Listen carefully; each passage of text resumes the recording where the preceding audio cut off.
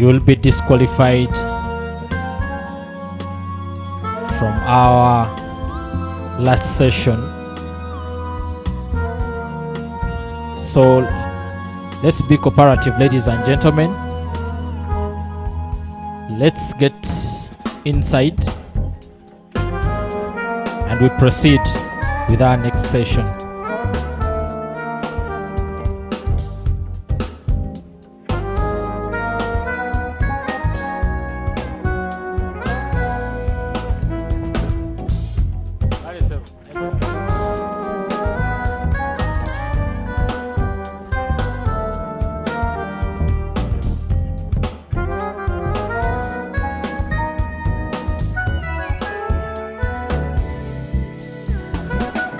Our dear farmers, please, let's get inside and we continue with our program. We still have a long way to go, but time is not on our side.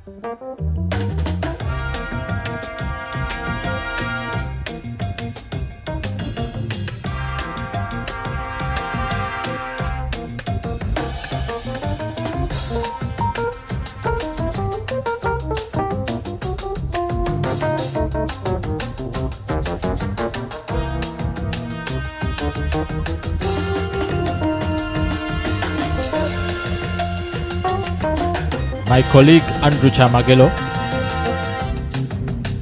Andrew.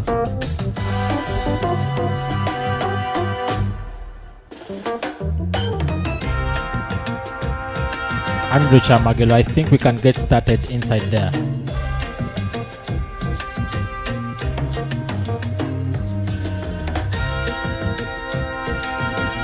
Thank you so much, Anwal. Colleagues, we still urge you to come through. Let's get inside and we have this session go faster. I request that we come forward. We're seated a little bit far from each other. Let's come forward, please. I request we sit a little bit in the front row. This could be one of our very last tasks, and then we shall proceed with the rest of the deliberations. But I request that we could all get closer. I know it has been a heavy lunch, but the closer you are, the better. The ones seated at the peripherals, please. Can we come closer? Can we come closer? We all sit in the front, please. We all need to come closer as we're starting the next section.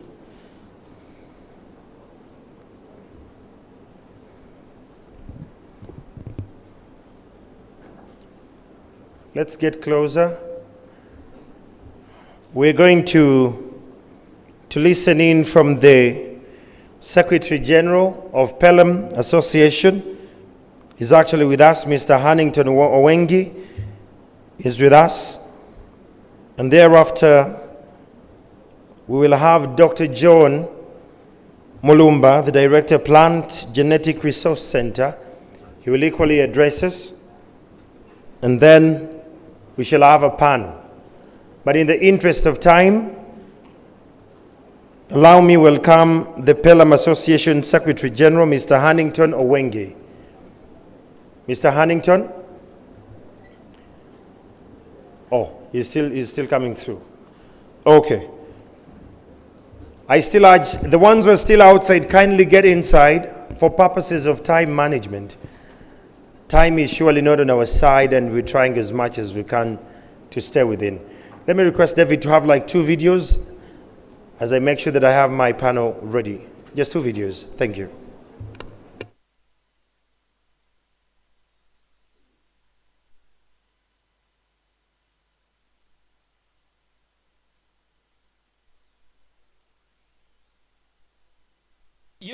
about worms. Yep. Worms is my business. It is actually very fun to be in the farm. So I'll tell every young person to embrace agriculture. Quality over quantity. Let me tell you about the YALTA initiative. The Youth in Agroecology and Business Learning Track Africa. The YALTA initiative enables young entrepreneurs from Ethiopia, Uganda, Kenya and Rwanda to grow and professionalize their agroecological businesses and contribute to sustainability at the same time by optimizing the interaction between people, plants and animals. Because agriculture is booming, and with the right tools, young people can thrive in it. Sounds interesting, right? So, what have we achieved over the last 3 years? We worked with young entrepreneurs to improve their skills and business potential in agroecology. One of them is Jennifer Muthike, a pioneer in insect farming. Jennifer, could you show us your work? Welcome. This is the fly farm. It's quite a life changer for farmers. My mission is majorly sustainability and innovation. Jennifer, I know you created a scalable business model with support from YALTA, but what else did you develop? I concentrate more on training youth and women about how they can rear these insects in their own farm. That's amazing. But YALTA did not just support business development, we also built agroecology knowledge and skills through peer-to-peer learning. So young agripreneurs can adopt more agroecological principles because we believe young people should unite and support each other to create change. Right, David? Yeah, every week we produce about a ton of briquettes, and that means Thank you so much, David. Ladies and gentlemen, allow me to invite the association, PELUM, General Secretary Mr. Hannington Owengi, to come and give his remarks, and we proceed. Mr. Owengi.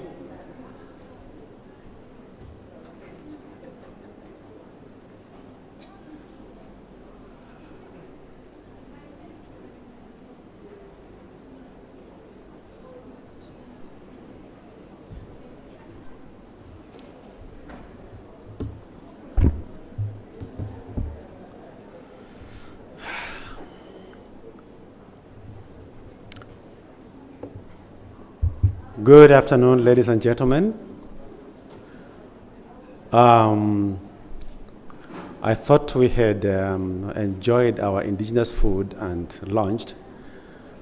So in my view, I thought we had already finalized the process. However, allow me just to say one or two things about our association and also about the food system.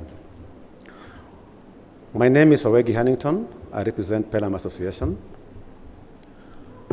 Our distinguished guests, ladies and gentlemen, protocol observed. I would love to share with you what we do as PELUM Association. PELUM Association is a network of civil society organizations working in 13 countries in Africa. PELUM Kenya is one of the greatest and strong member of the network. We also have PELUM in Kenya. We also have PELUM in Ethiopia, Zimbabwe, Zambia, Rwanda, Malawi, Eswatini, South Africa and Lesotho, and Botswana as well. Today's event is very critical and it's at the heart of it's close to our heart. It's about the food system and food sovereignty and building resilience to nutrition. And as we are all aware, those who control the seed controls food. So unless we control seed, we can't control food. And for those of us who still care to eat, we can't avoid talking about food. And when we come to discuss issues around food, food is not just about the quantity of food. It has two paradigms. There's about quantity and quality. And from what we have heard from our presenters, our indigenous food is very vital and very important for both our health and our life because of the value it has for nutrition. But over the years, we have come to situations where we have been experiencing serious food challenges.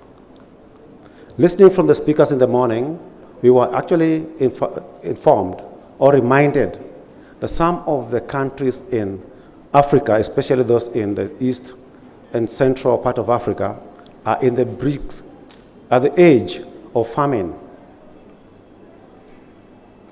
We are aware that about 50% of children below 5 years are seriously malnourished. And that's why we are talking about the stunted growth. And this is because of the kind of food they eat. We may call it food, but it may not be food. Countries like Ethiopia, for example, where PELUM works very closely, people are suffering from severe food shortages.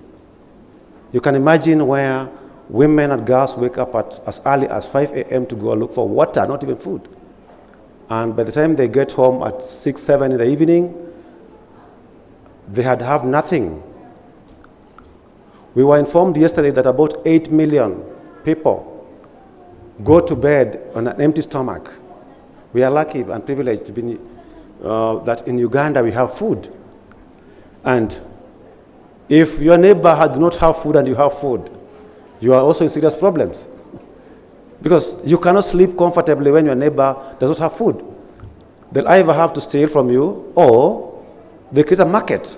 So you export all your food and you remain hungry. So the way that we are handling the food issues need to be relooked at, both at country level as well as continental level. We need to look at the policies that are around the food system and food production. Our policies have been discussed since morning, are wanting in some areas, especially the seed policies that control the production of food. And these are areas that we need to really try to look into. How do we ensure that we have got clear strategies of ensuring that the seed policies that are being given to us by the AU as policies that are going to help our farmers to be able to grow food and have enough food for them to be able to fulfill their need and the need of the others around them. So what can we do to help the situation around? We need to really think. We are investing so much money in trying to respond to food shortages and crises than spending the same money to look into ways of safeguarding against the occurrence of those famine situations. Are we doing enough research to find out why we are constantly in the eras and the age of food shortages, year in, year out? Do we share our research findings on this food, the findings on food shortages that we have around? So this meeting today was very important and still very important, and I'm happy that in Uganda we have observed for the last 12 years annual indigenous food fair. This is a commendable job. PELUM Uganda, this is commendable, and the partners. Otherwise, we would be talking about the same narrative of not having food in Uganda. I think this meeting always keeps on reminding us where we are in terms of food security, where we want to go. But in the absence of it, we may not be able to know where we are. For now, we are safe. What about tomorrow? So we need to think through how we can be able to ensure that we have got proper food governance systems, from policies to practice to all the systems. We are aware that the food we are talking about is not for market. We first want to fulfill ourselves before we go to the market. And when you go around out there, you'll see a variety and you get impressed. You feel happy.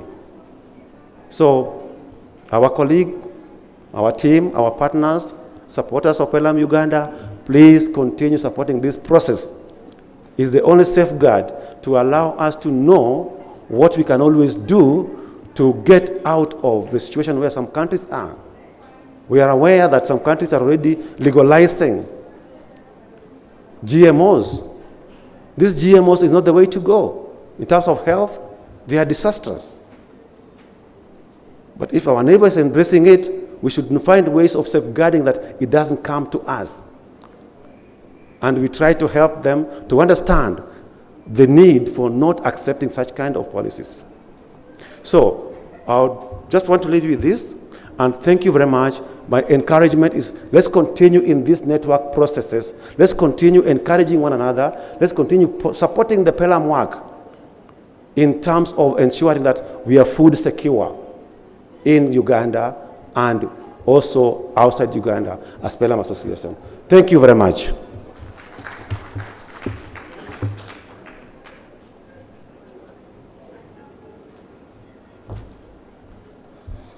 Thank you so much, Mr. Hannington Owengi. And in the same wave, because of time, allow me to invite another remarks from the French Embassy. Let me welcome, I really want to learn to pronounce this name, Onyi from the French Embassy. This is a partner. Let's give her a round of applause as she comes. These are key partners who have worked with us the entire journey.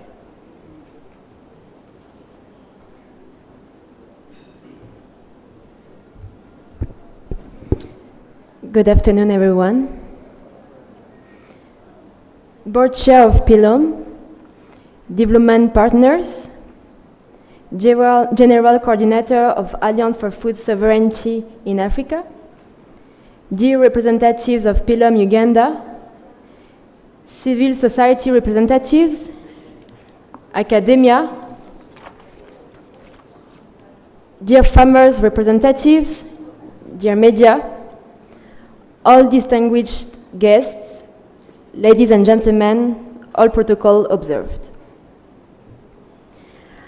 I am very happy to be among you today for the 12th annual Indigenous Food and Seed Fair. I would like to thank PELUM Uganda for the kind invitation. On yesterday, the Deputy Head of Mission of the Embassy of France to Uganda was invited in this very place as chief guest of honor for the first National Agroecology Actors Symposium. During his speech, he has highlighted the support of France in the promotion of policies that enables more interactions between all living beings, plants, animals, humans, and more consideration for social aspects that should result in a more sustainable and fair food system. He also mentioned the challenges that Uganda faces and that need to be addressed. Indeed, Uganda is the 14th country the most vulnerable to climate change in the world, and some part of the country are already heavily hit by climate change and by its consequences like the increasing food insecurity and hunger. To quote him, he said that the increasing population and the sustainability of the Ugandan refugees integration model require adaptation and resilient solutions that could be brought through agroecology. He also mentioned all the collaboration between France and Africa and between France and Uganda in terms of securing a fair and sustainable food system. Thus, allow me not to go into detail of the hard work our two countries are doing together in this regard, but to give a broader overview with to a lesser extent of corn and rice. However, dependence on imports is gradually increasing for several cereals like wheat, rice, even corn, but especially for oil and oilseeds. The health crisis amplified by the war in Ukraine is now highlighting the importance of these strategic productions to ensure the food and nutritional security of populations, and is inviting governments and private sectors to adopt a more integrated approach to food system favorable to the joint development of these agricultural productions. During the European Union African Union Summit, a joint deliverable on plant protein was published and is a relevant achievement.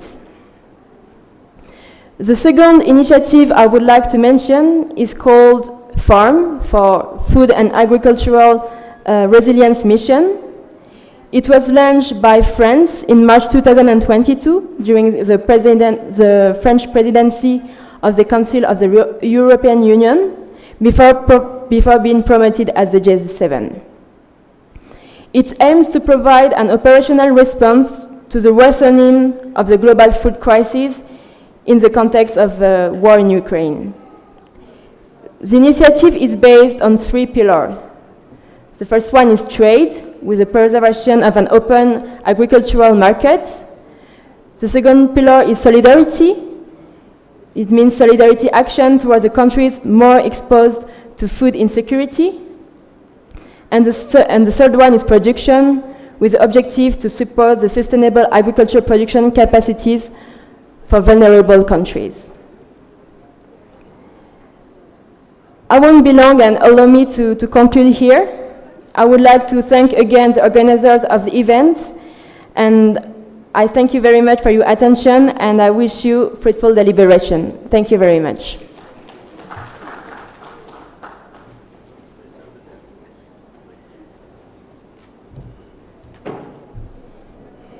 Thank you, Onye, from the French Embassy. Friends, you'll bear with me that we are getting to our conclusion of today, but allow me to welcome Dr. John Mulumba, the Director of Plant Genetic Resource Center, to come and give us a few remarks, and thereafter we shall have a panel. Good to see you, Doctor.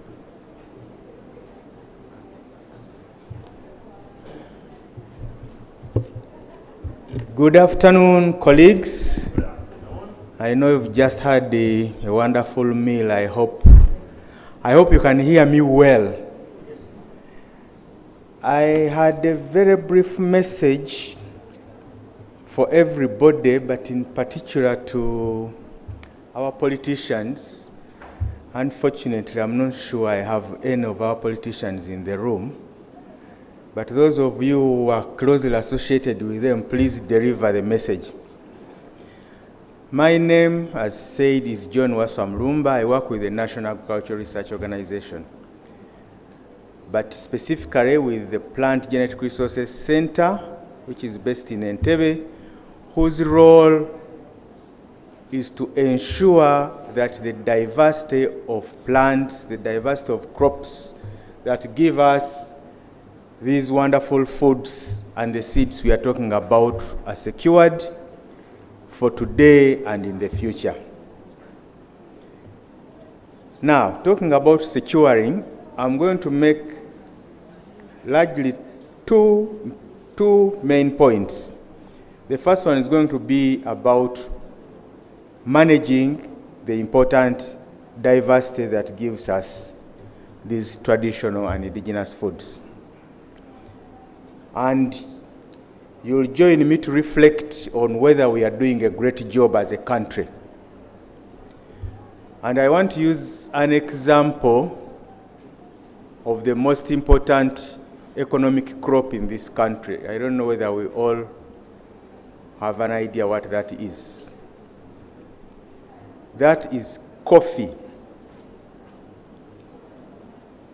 One might say coffee is more of a beverage, yes, but we eat it, so it's a food. Now, coffee is the most important agricultural commodity globally. And God is good that He gave us coffee as one of the crops in the world that originate in this country. I don't know whether people are aware of that. We eat a lot of things, but they didn't originate from here. But coffee originates from our own forests. Now, I'm sure many of you have also heard of a forest called the Zoka Forest. Can I see hands, those who have heard of Zoka Forest? Zoka's Central Forest Reserve is in Ajuman district. It is a very special small forest for many reasons. One reason is that it's our only tropical forest that exists in such a warm environment. That part of the country is very warm. That gives us special significance. But interestingly, it is also the forest which houses the coffee in the wild among the other forests. It does not only house the coffee, but it houses the coffee species, let me call them parents, that produced the most prized coffee on the international market, that is Arabica coffee. This forest has the Robusta coffee, you know, but it also has another species called Eugenioides. Don't worry about the name. These two species crossed and gave the world a coffee called Arabica, which is the most prized coffee in the world. Now, recent science has revealed that actually the crossing of these two parents happened around Zoka Forest or within Zoka Forest and nowhere else in the whole world. What does that mean? It means that we are seated on a resource in a small forest that is so important for us as Uganda, but also so important for the world. But do you know what's happening to Zoka Forest? You remember one time people walked all the way from Kampala to Ajuman because of this forest being destroyed completely? This forest is going, probably it is now at 20-30% of its original size, but it houses the most important resource as a crop for this country, but nobody is caring. Do we have any politician here? But you promised that you will tell them since they are your colleagues. People, as Ugandans, as Africans, we better wake up. If we lose these resources, our children will look back and say, what kind of grannies did we have? A resource that fetches the biggest amount of money for this economy is being decimated because I said that forest is the hottest. That means with climate change, the chances of getting individuals from that forest to be used in the breeding programs to get varieties that are resistant to heat and drought, the chances are very high. But by the time we get there, the resources will be what? Will be lost. Colleagues, pass on that message to the people who matter, that we need to get very serious with these resources. And that forest does not only house coffee, it also houses relatives of rice. You know mchere? People think rice is an Asian crop. In this beautiful country of ours, we have more than 4 relatives of the rice we eat. And we work in research, we know that these relatives are so important again for breeding, to make sure that we can get varieties that are resistant to diseases, to pests, and so on. Wild rice also exists in Mabira Forest here, and you know what goes on there, and many other forests. These forests house wild sorghum. I've heard of recent that our colleagues in China who are smart, realizing the challenges of climate change, are gathering all the sorghums as well as the experts in sorghum and taking them to China to work on sorghum, because they know that as we move forward, the challenges of temperatures, the challenges of lack of water will make production of crops like rice and wheat very difficult. For us, we are here watching and also thinking that who can eat sorghum?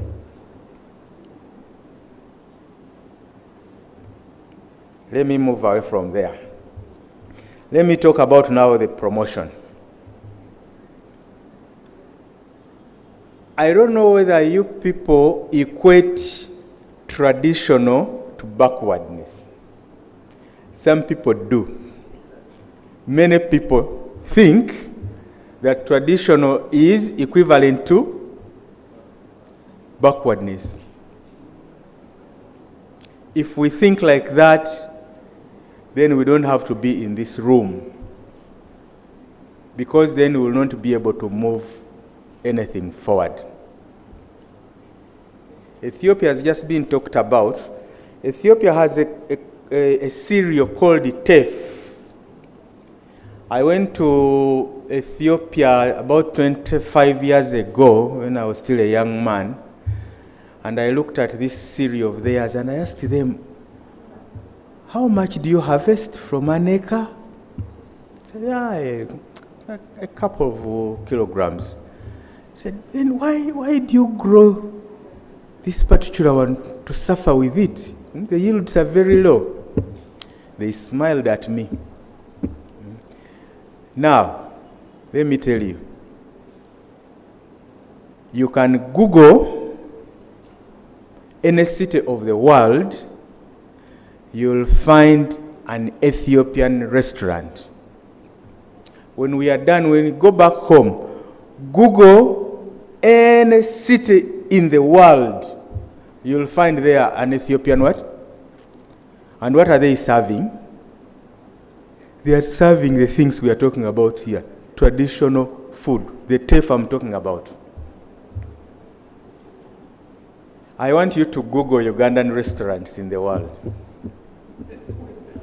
With the beautiful coffee we have, with the wonderful foods we have.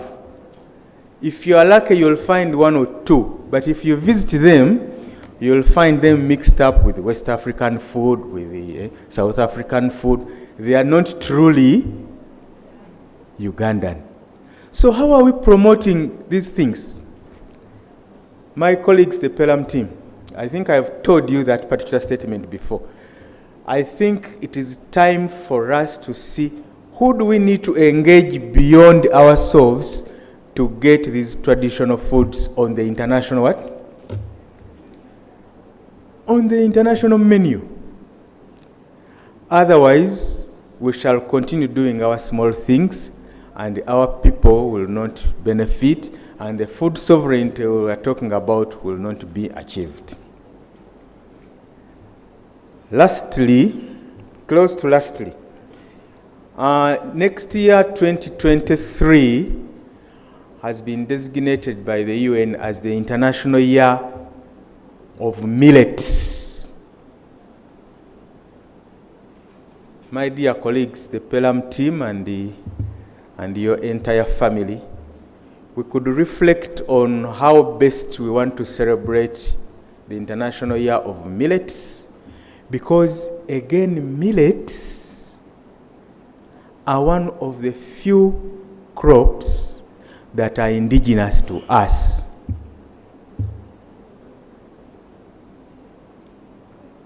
I repeat, millets, unlike beans, unlike maize, unlike cassava, unlike sweet potato, unlike bananas, are indigenous to us. Which means we should be holding a lot of indigenous knowledge that we can use to promote these resources.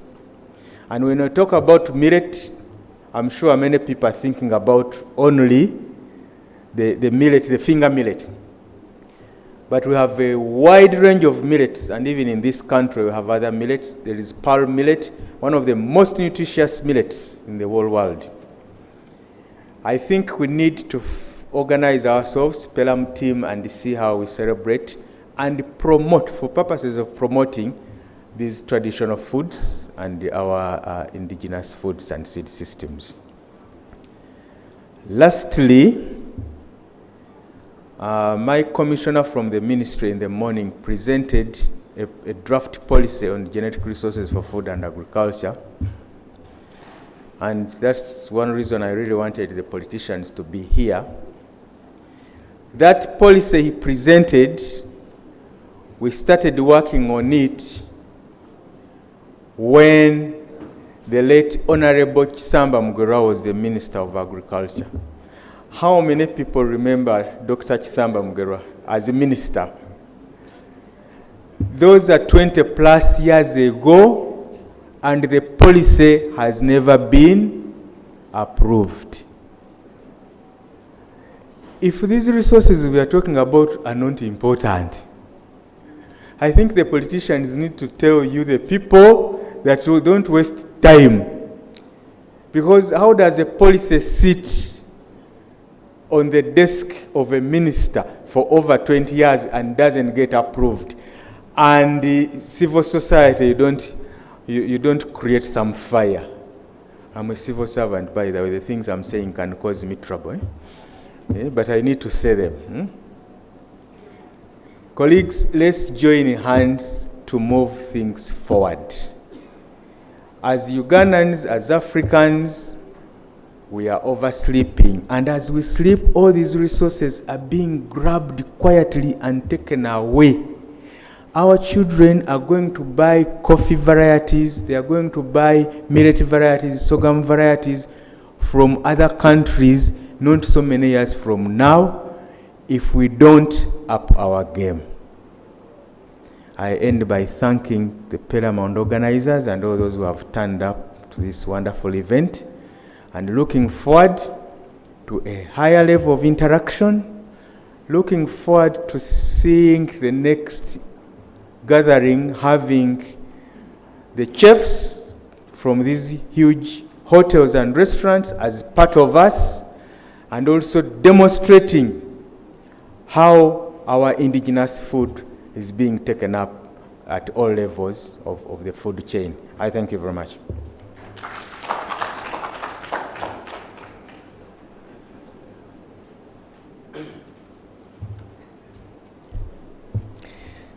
Let's clap for Dr. Mulumba again. For the first time, in the longest time I've been in media, I've seen another blunt public servant who is blunt enough to speak the truth. Let's clap for that. At least I love scientists. They are not politically motivated, but they are rather grounded on the science, the facts and the figures and the solutions at hand. So, Dr. Mulumba, you're one of those heroes I love. If it was me, one of those events, maybe from here I would be going somewhere close to Ugolobi here. But we thank God that you're here and you're in position to say that, and I will put what you've said to the powers that be, as and when the time arrives. At least I have time to interact with them, and we see this expedited. Friends, we're going to have now a session of our panel discussion, and those online, I know you've been waiting adequately for this information. Let me welcome Dr. Komakech from the National National Chemotherapeutic Research Institute. Doctor, you're welcome. Dr. Komakech is representing Dr. Nambatia. Let's have a senior research officer from NARO, Dr. Catherine Chiuka. And let's have, from Oxfam, Uganda, let's have Charles Opio to come and we have a conversation about the next discussion. To those following the conversation, we are discussing the Indigenous and Traditional Food and Seed Fair 2022. I'm waiting for my team to avail me. Thank you. Okay.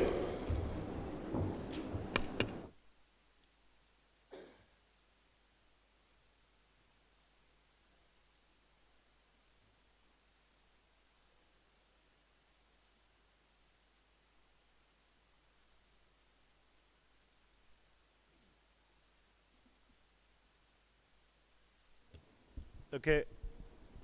Hello, hello, hello, hello. All right, we're going to have a conversation with this panel.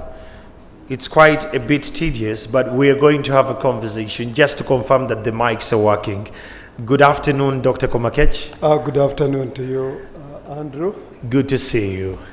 Nice to see you too. Good afternoon, Dr. Catherine. Good afternoon. Good afternoon, Opio. Good afternoon. Perfect. Yeah. Then we're good to go. So I'm going to start off with you, Dr. Komakech, where you come from at Naro. To date, the role and the place of the herbal medicine in the national healthcare delivery system, it's not clearly defined. We have seen quite a lot of herbalists trying to come up with solution, indigenous herbal solution. If it wasn't a presidential directive, possibly Dr. Wang wouldn't be thriving after, the COVID-19 came through. So from the traditional and the indigenous knowledge by our great-great-grandparents, the indigenous and traditional plus the wild species have been used in treatment of many illnesses. We want to understand the role of our traditional and wild plants in the current healthcare system in this country. But not only just in that perspective, how best can we strengthen them within the system? Thank you very much, Andrew, for that question. First and foremost, I must say that the wild species of plants in Uganda, I think Uganda is one of the countries with really very rich biodiversity. And I think in the world and in Africa, I think Uganda is very much in the lead. And it is up to us as the country to try to exploit that rich biodiversity medicinal plants so that we can be in position to use it for the treatment of human diseases. But one thing that you have already pointed out is that I think there are still a number of challenges, and why we are not exploiting that to the full potential is one, I think I must use the word that was used by Charles from APSA, where he said that there's a wrong narrative. Actually, there's a wrong narrative about the traditional use of medicinal plants in the country. And I think the influence from outside and all that, and that has actually affected the use of our full potential use of the traditional medicines that we have in the country. And I think the head of state, the president of the Republic of Uganda, His Excellency the President, Yoweri Museveni, has tried to promote the use of traditional medicine in the country.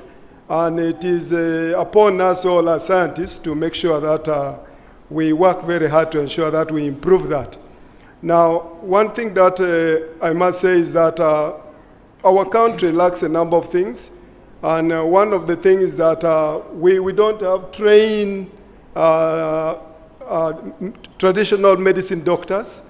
If you look at countries like Korea, like China, like Japan and all that, and India, why they use this traditional medicine very effectively is because they have trained traditional medicine doctors. A case in point in Korea, to be a traditional medicine doctor, you must be trained on a unified curriculum for about 6 to 7 years, which is even more than the years that these modern medicine doctors take. And that is why many people believe in them and they cherish them.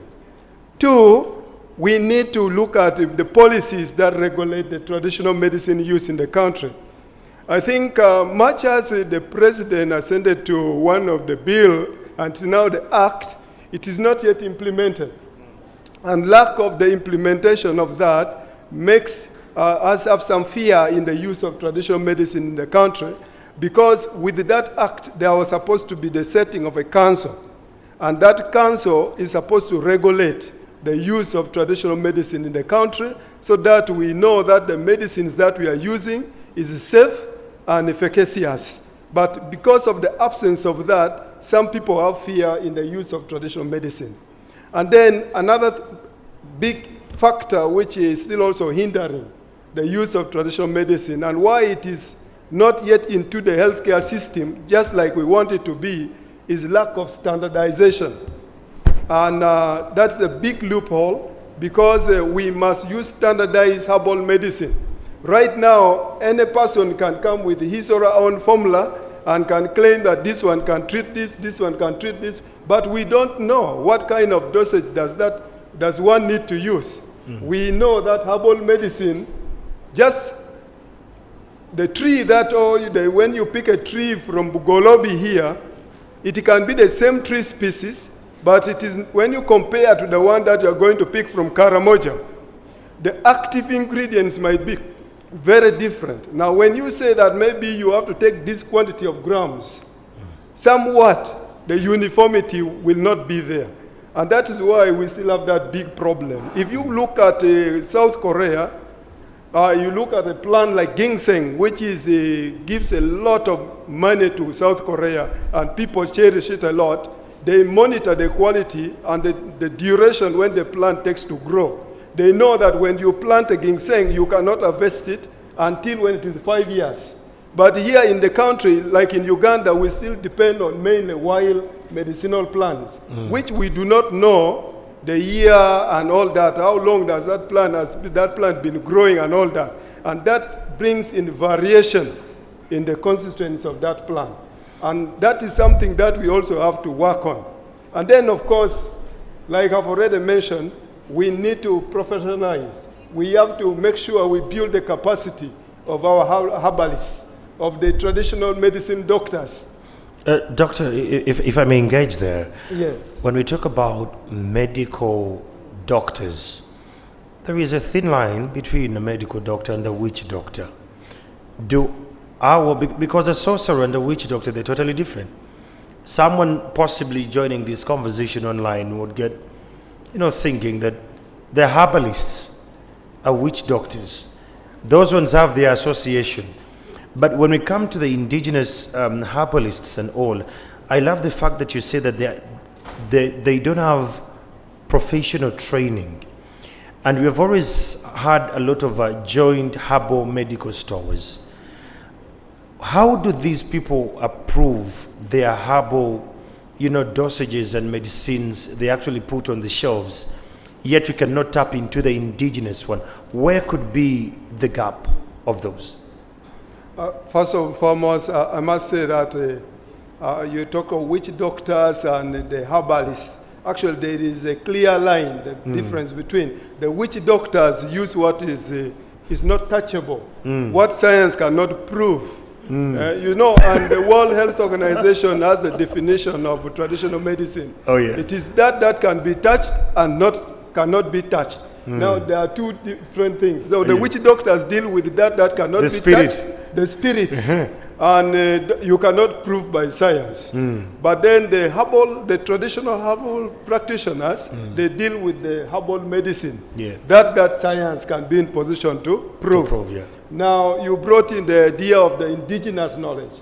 Now, our current herbal medicine practitioners, they base on traditional knowledge, indigenous knowledge that has been handed down to them from generation to generation.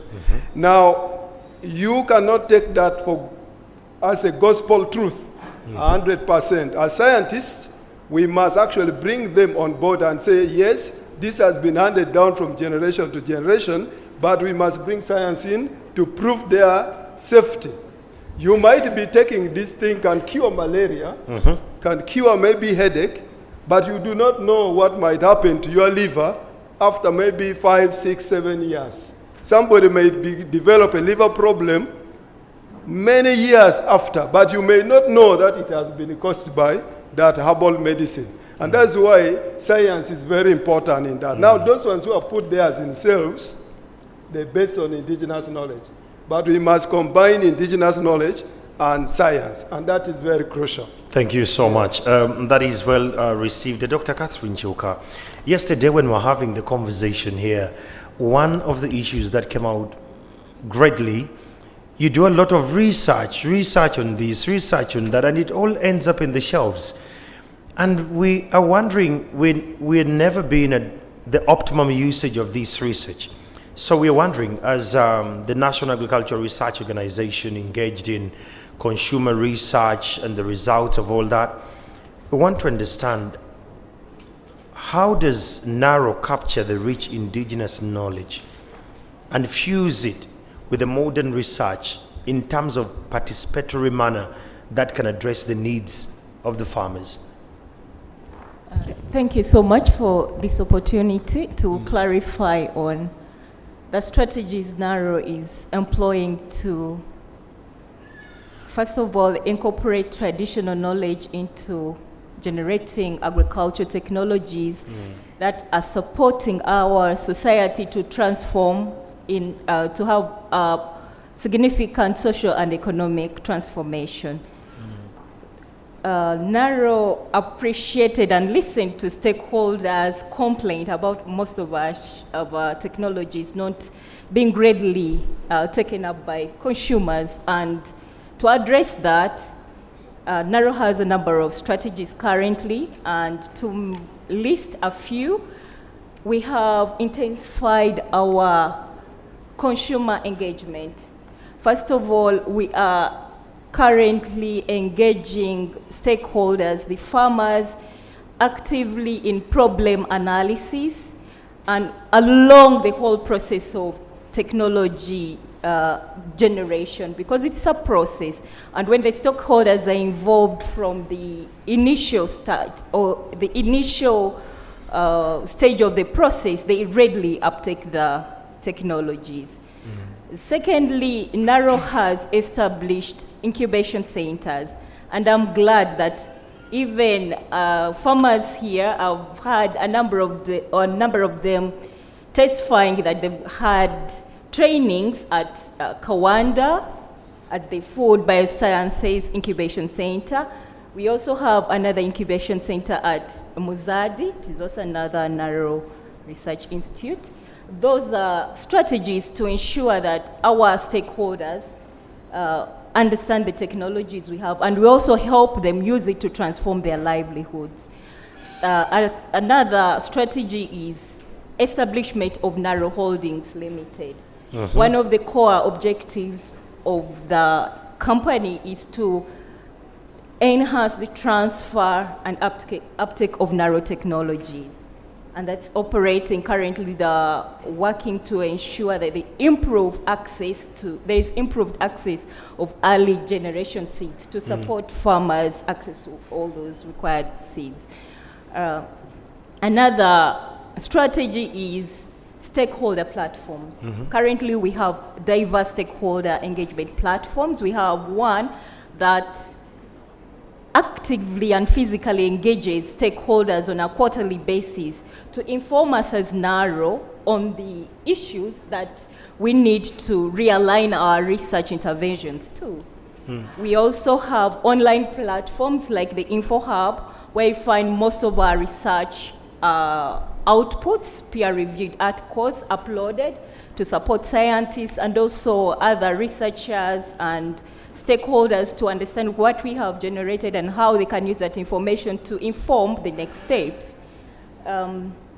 We have also actively engaged with other players in the agricultural research space. For instance, we are here with PELUM and other stakeholders to inform them about all the issues we are handling and how we can work together as stakeholders of this country to improve our livelihood through all this wealth of generation and technologies we have acquired. I love that. I love that you have platforms, you have avenues where this data can be found. But I'm imagining a farmer in Mitoma district, a farmer in Kabong, who possibly does not have access to technology. How do they access this kind of data, and how do they interpret this data? We understand the research officers at the district, but they're not adequate enough when it gets to information dissemination. It was one of the key things that came out, that while we're talking about a lot of indigenous and agroecology, the terminologies and the language and the packaging doesn't seem to suit the last mile. How is NARO navigating such a challenge? NARO is actually actively going to the farmers. We are actually happy and proud that we innovated, or we brought to this country the idea of community seed banking. We went to the farmers, we talked to them about the threats to our diversity. And it is a concept being embraced by other stakeholders. But it is a technology that was brought to this country by NARO. By going to the communities, talking to them about the challenges in their ecosystems, and also working with them to develop those technologies that can help address those challenges. That's just an example. So we do not only work or keep our operations at institutes and offices, we go to the farming communities to dialogue with the farmers and also, understand the challenges in their ecosystems.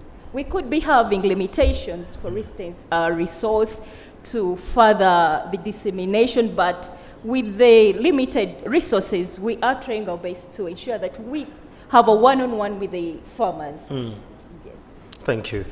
Up here, you from the Resilient Livelihoods, this is the Resilient Livelihood Manager. So if you're one of those who loves and you're dealing with quite a lot of livestock, this is the guy to find at Oxfam, Uganda. Up here, I want to talk about the role of civil society in supporting farmers to strengthen the seed security and the sovereignty. Yesterday, when we were here with Dr. Million, he talked about the food monopoly. He talked about the external forces controlling our food security as Africans. How best can we strengthen the seed security and the sovereignty of our food? Yeah, thank you so much, Andrew, and everyone. I think today we are gathering here, and let's say the main stakeholder behind this convening is actually a group of stakeholders, a group of civil society organizations. So starting from that, I think we need to appreciate that the civil society, they have identified a number of community challenges, which are livelihood related. Some of them are social in nature. Some of them are actually related to environment. So they have the community at heart because they have seen a number of issues that is actually impeding them towards progressive livelihoods, which is supposed to be sustainable and resilient. And in line with this, I think convening like this is one of the things that civil society is already doing, and it's something that they can actually continue doing. So civil society are actually creating spaces, they're creating platforms, and they're keeping discussions on critical topics like this alive. And when they come, or when they're convening people like this, they don't come empty-handed. They come with facts. They come with evidence. They have done a lot of studies, either maybe through a peer review kind of process. They could have done documentation of the different kinds of practices or models that they're doing. Then they come here to actually promote it, to share, to learn from each other, and then make sure that they generate a bank of, let's say, knowledge and experiences. But sometimes we face challenges, especially as civil society, because we do not want to speak to ourselves. We want to speak to people who are actually in the decision-making positions. But oftentimes we find that problem whereby we don't get the people, some of them that we really want. The collaboration or the positive kind of response we get are normally from the government staff or government civil servants who are actually technical, who are more leaning to science, especially when it comes to topic like this. But people who formulate policies are always not being very responsive to our calls. Another thing that I think the civil society can contribute to is because we are close to the communities, we interact with them on a regular basis, we can amplify their voices. Civil society should not get tired of amplifying voices of the grassroots communities, especially on these key issues. So civil society play a lot of role in terms of also strengthening the capacity or the technical ability of the farmers. Because I want to give an example whereby PELUM ESAF, which is Eastern and Southern Small Scale Farmers Forum, together with Oxfam and then CD and many other civil society organizations involving farmer in participatory plant breeding. Because many times they have been left out that they don't have the technical ability to do breeding. But if you ask yourself, where did the science start from? It actually originated from the indigenous knowledge. So I think civil society have crucial roles, especially in strengthening capacity of the grassroots, especially in many areas like seed production and marketing, and then plant breeding. And then the last point that the civil society is doing a lot is to do a bit of community organizing. If you go to the community, you see how these communities are structured, and then bring them together so that they can actually cross-fertilize or cross-pollinate ideas is one thing that civil society is doing well, but they can continue to do that one. So thank you so much. I think for the questions that you have asked me, I think the contribution of civil society is along this line. But not all of us would be here if it was not because of civil society. And this kind of debate wouldn't be really taking place without civil society involvement. Thank you. Thank you so much, Apio. If I could come back to you, Dr. Komakech. When we talked about the indigenous and traditional wild plant species which could be used as herbal in medicinal spaces, let's talk about the mindset of our people. Do we as Ugandans, as Africans, appreciate these wild plants? With the modernization coming through, if I could tap into what you earlier alluded to, something to do with external influence, westernization of medicines, when you look at our mindset as a population, what do you see? First of all, I think as Africans, as Ugandans, I think Ugandans do appreciate the medicinal plants that we have around, and they also use these medicinal plants. And that's why I think you'll see that about 60% of us in Uganda, it is in recorded by the World Health Organization, we always rely on these herbal medicines as in our primary health care, which is an indication that we really do appreciate these medicinal plants. And I think the 60%, this is the 60% use maybe during daytime, because during night hours, I think even the percentage can go very high. Because the records show that the use of traditional medicine actually increases, especially with people who are very powerful and they have a lot of money. They always access these services during night hours. Yes. So the mindset works at night. That's when we appreciate the medicine. I think so. But I think, let's not talk that. But I think. But do we appreciate it as a country? What we are saying is, as a country, we are moving in the right direction. And we want maybe one day to be at the level of the Asian countries, like South Korea, like Japan, like India. But like I said, Ghana, by the way, Ghana in Africa is the first country to train traditional medicine doctors. And in Ghana, they are trained for 4 years before they are deployed in the different health facilities to treat human beings.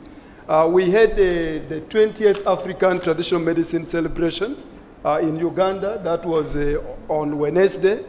And we had a wonderful communication from the World Health Organization reporting that issue about Ghana. And they recommended that Uganda, to move to another step, they must actually follow that example of Ghana. And that will also help us to escape the smear by the Western countries that our herbal medicine does not work. And if it has worked elsewhere, it can work here as well. And that's where the problem comes in. Again, I'm thinking, do we have to always run our medicines by the World Health Organization to certify that they are working? If Ghana did it, what standardization did they follow? Do we have to follow international protocols to certify that Mururuza works, Chigaji works, and all that? Thank you very much, Andrew. You are asking really passionate questions. And I think that's why our country, Uganda, under the Ministry of Science, Technology and Innovation, in the Office of the President, they have now set up a platform that is called CONAT, that is clinical trials of natural therapeutics, where very soon it has started with the first clinical trial of a herbal supplement in the country, that is UBV01N, which was a trial to treat COVID-19. Now, with that first trial, which was successful, now the country has invested in clinical trials of more herbal medicine. And with that, it will lead us as a country into the right path, so that we know that the herbal medicines that we shall be using going forward has been clinically tested and proven to be safe and efficacious, so that you and me can use that without any fear of favor. Thank you. Yes. Dr. Catherine, this could be my very last one for you. We need to understand, what is the role of farmers and community seed banks in sustainable utilization and conservation of the plant genetic resources? Thank you so much for that question. First of all, it's to appreciate the fact that community seed banks are managed within the environment where these plant resources attained their distinct traits. So by them being in that environment and being managed in that environment, they are given an opportunity to keep adapting, to keep evolving, to sustain farmers' seed requirements in these changing times. When you pick seed from a habitat where it has attained its distinct traits, you cut the evolutionary processes. But as we all appreciate the challenges of climate change now, the seasons are changing. We need material that has been struggling with the environment and has attained strength to reproduce to the next generation. So community seed banks help us, researchers and the country, to ensure that the resources keep adapting in the communities where they are being nurtured and where they're being given an allowance to evolve and develop. So community seed banks help us as a country in such a way. And they're also a platform to empower farmers. Because community seed banking as a concept starts from appreciating the advantages of conserving genetic resources. Appreciating that these resources have to be carried on from generation to generation. Thank you, Dr. Catherine. Opio, while you're finalizing this conversation, it's actually coming to, it's already 30 minutes past 4. This could be the very last one. What could be a call to action as citizens, given that CSOs, you're very good at mobilizing us as a country and to move to the right direction. As CSOs, what is the urgent call to action to us as citizens? Yeah, I think when we talk of citizens, it's actually not only, let's say, the community or people like us. We need to also bring into context even those who formulate policies. And I think we have good policies, good regulations, and these same policies are also in other countries. But if you went to other countries, maybe in the neighboring countries like Rwanda, you find people are respecting the laws. So we have stakeholders. Like, for example, we have a number of cases of counterfeit seeds, fake seeds that are not really called, they're not supposed to be called seed and are being sold as seeds. This is because of the disrespect to the laws or the policies that we have. So I think as citizens, we need to really begin to respect and really abide by these laws and regulations. But it is important for those who can, especially the government, to really finance the implementation of these laws, because if the policy and the laws are there but it's not being financed to be implemented, then it's really not something that is good. And I think as ordinary maybe citizens, I think we need to really not keep quiet. We need to speak. We need to be very keen. We need to see what's happening. Be mindful of what's happening, especially when it comes to the food system, you need to look at it from the value chain perspective, or you need to use the lens of the value chain. And where there are injustices along the chain, we need to speak about it. We need to really condemn it. Because if we don't speak and we just watch, then things can go actually very, very, very far in the wrong way. So I think still, as I said, civil society need to really support people to speak, and we need to also not shy away. Sometimes facts are really hard. They hit people very hard, and people don't feel very comfortable listening to them. Yeah. But if we have evidence and we have it well researched and backed, so we should not really fear to speak. So I think for me, the call for action is that we need to really speak, especially on the injustices that is happening in the food system, in the seed system, and the entire food chains. Because that's where we are going to go wrong. You've seen the presentation which were made right from the other day up to today. We have lots of resources. But there are some people who are greedy. There are some people, not even maybe within the country, but others are coming from somewhere else. So we need to be keen and really say, no, we are in charge, and if you must come, our rights must be respected. So for me, that's what I think we can really do. Thank you. To also, maybe to conclude, to really lead by example. What we are talking about here should not remain here. There are certain actions which, when you go down there, you should start doing it. You don't need to wait for maybe someone else to come so that you start implementing. So let's pick those small actions that can be implemented at individual level and start putting them into practice. That's the way we can actually build a case in future, especially in convenings like this. Thank you so much. Let's clap for the panelists, ladies and gentlemen. I don't know if there is anyone with a question for them.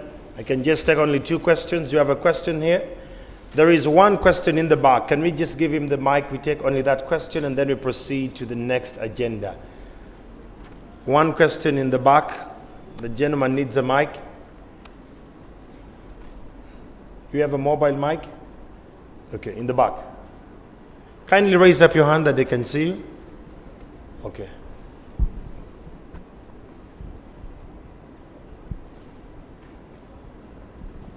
Thank you. Thank you. I'm Pius. I'm from Karamoja. I just have 1 to 3 questions or kind of recommendations as well. Okay.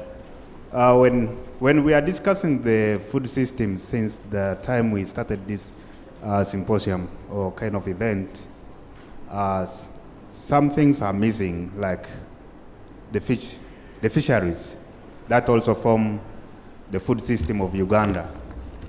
I was thinking about how the fishing communities are considered in the food system and agroecology. And then in the other note also, the livestock sector is not pronounced well, whether it's contributing to our food system in these events and also in the government policy. Then on the other note is that we have exhibited a lot of indigenous foods, but how are we protecting them in terms of patent rights, patenting them, for example? These seeds are getting out, these seeds are cross-pollinating with the introduced seeds, and they are losing their real diversity in terms of the purity. And narrow would help us to understand how we are going to protect the indigenous seed from external impurities. Then another one is that one part of our country is still struggling with issues of food insecurity. That's Karamoja, let me say. I think from last year up to this year, the region has been struggling, but when we see all the foods we have exhibited today, it tells us that there is food in 99% of the country, but 1% of the country has no food. And in this 21st century, we have people dying in Uganda of hunger. I fail to understand what's the challenge around that. I think research has not done much about the climate system of Karamoja to establish what real food system can sustain that part of the country. If research can be focused, the seeds have been released. Several seeds have been tried in Karamoja, but none has shown us what's called a food system that can sustain an household in Karamoja. Then my last thing is that the issue of community seed banking. I want to know examples of these seed banks, maybe in that part of the country that's crying of food, food, food. Thank you. Thank you so much. Let's clap for him. I'm going to start with food security, and I will send it to you, Dr. Komakech. Food security with regards to Karamoja sub-region. As a researcher, if you can plug it with a climate change in that regard, that would be really good. What are we doing as a country when it gets to that? I think Karamoja is a special part of the country. And like he has already pointed out, I think there are people who are involved in a lot of research work. They know what kind of food crop maybe can grow in Karamoja. And this is the time when also we have to adapt to the new technologies, looking at irrigation system, looking at, we have also to look at the indigenous crops that were possibly grown there many times or many years ago, and maybe they are not there anymore, and we see how we can bring back some of those crops and all that in relation to good agricultural technologies, such as the irrigation, such as the hydroponics, such as the greenhouse. We must use this kind of technologies. I was fortunate to study in South Korea for about 5 years. The country is not as fertile as we may think, but they feed their population. Why? Because they're based on these technologies. And I think as a country, this is when the government need to begin investing in that, so that we adopt those kind of new technologies to adapt to the climate change which is in place. And with that, we can be in position to solve some of the problems, especially to do with food insecurity in that part of the country. Thank you so much. Dr. Catherine, let's talk about the patenting rights. What are you doing as NARU to make sure that the rights of some of these indigenous seedlings remain with us? Thank you so much for this opportunity. First of all, for you to protect something, you need to know it. You cannot protect something you don't know. Currently, NARU is working with the Ministry of Agriculture and Animal Industry to provide a special mechanism for recognizing farmers' varieties. As we are now, the country doesn't have any system to register farmers' varieties. But we all know that there are a couple of unique farmers' varieties. So we are working with the ministry to see how we can utilize the opportunities in some supportive legislations to address the challenges of having our varieties registered. So currently we developed a Schedule X, and it was submitted to the Ministry of Agriculture. And when that has been finalized and approved, we will be able to go to our communities to have their varieties registered, because that is the first step when you're seeking for protection. Once we have them registered, and before you register, you need to know them. We work with farmers to know these resources, to characterize them and know them and have them registered. Then we will be having a good system to protect them. Okay. You know, up here, I'm going to drop this thing of fisheries and livestock to you, because at Oxfam, that seems to be your strength. How best can we integrate the fisheries and livestock in the conversations of our indigenous and traditional kind of ecological conversations? Yeah, I think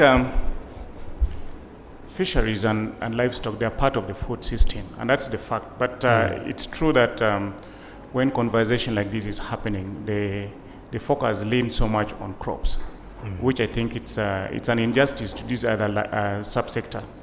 But I think we just need to really make it more pronounced, especially in all conversation, that food is not only coming from crops, but if you look at the composition of diet, really, it's I think, I don't know what percentage, but I can just say qualitatively that the majority is majorly plant-based.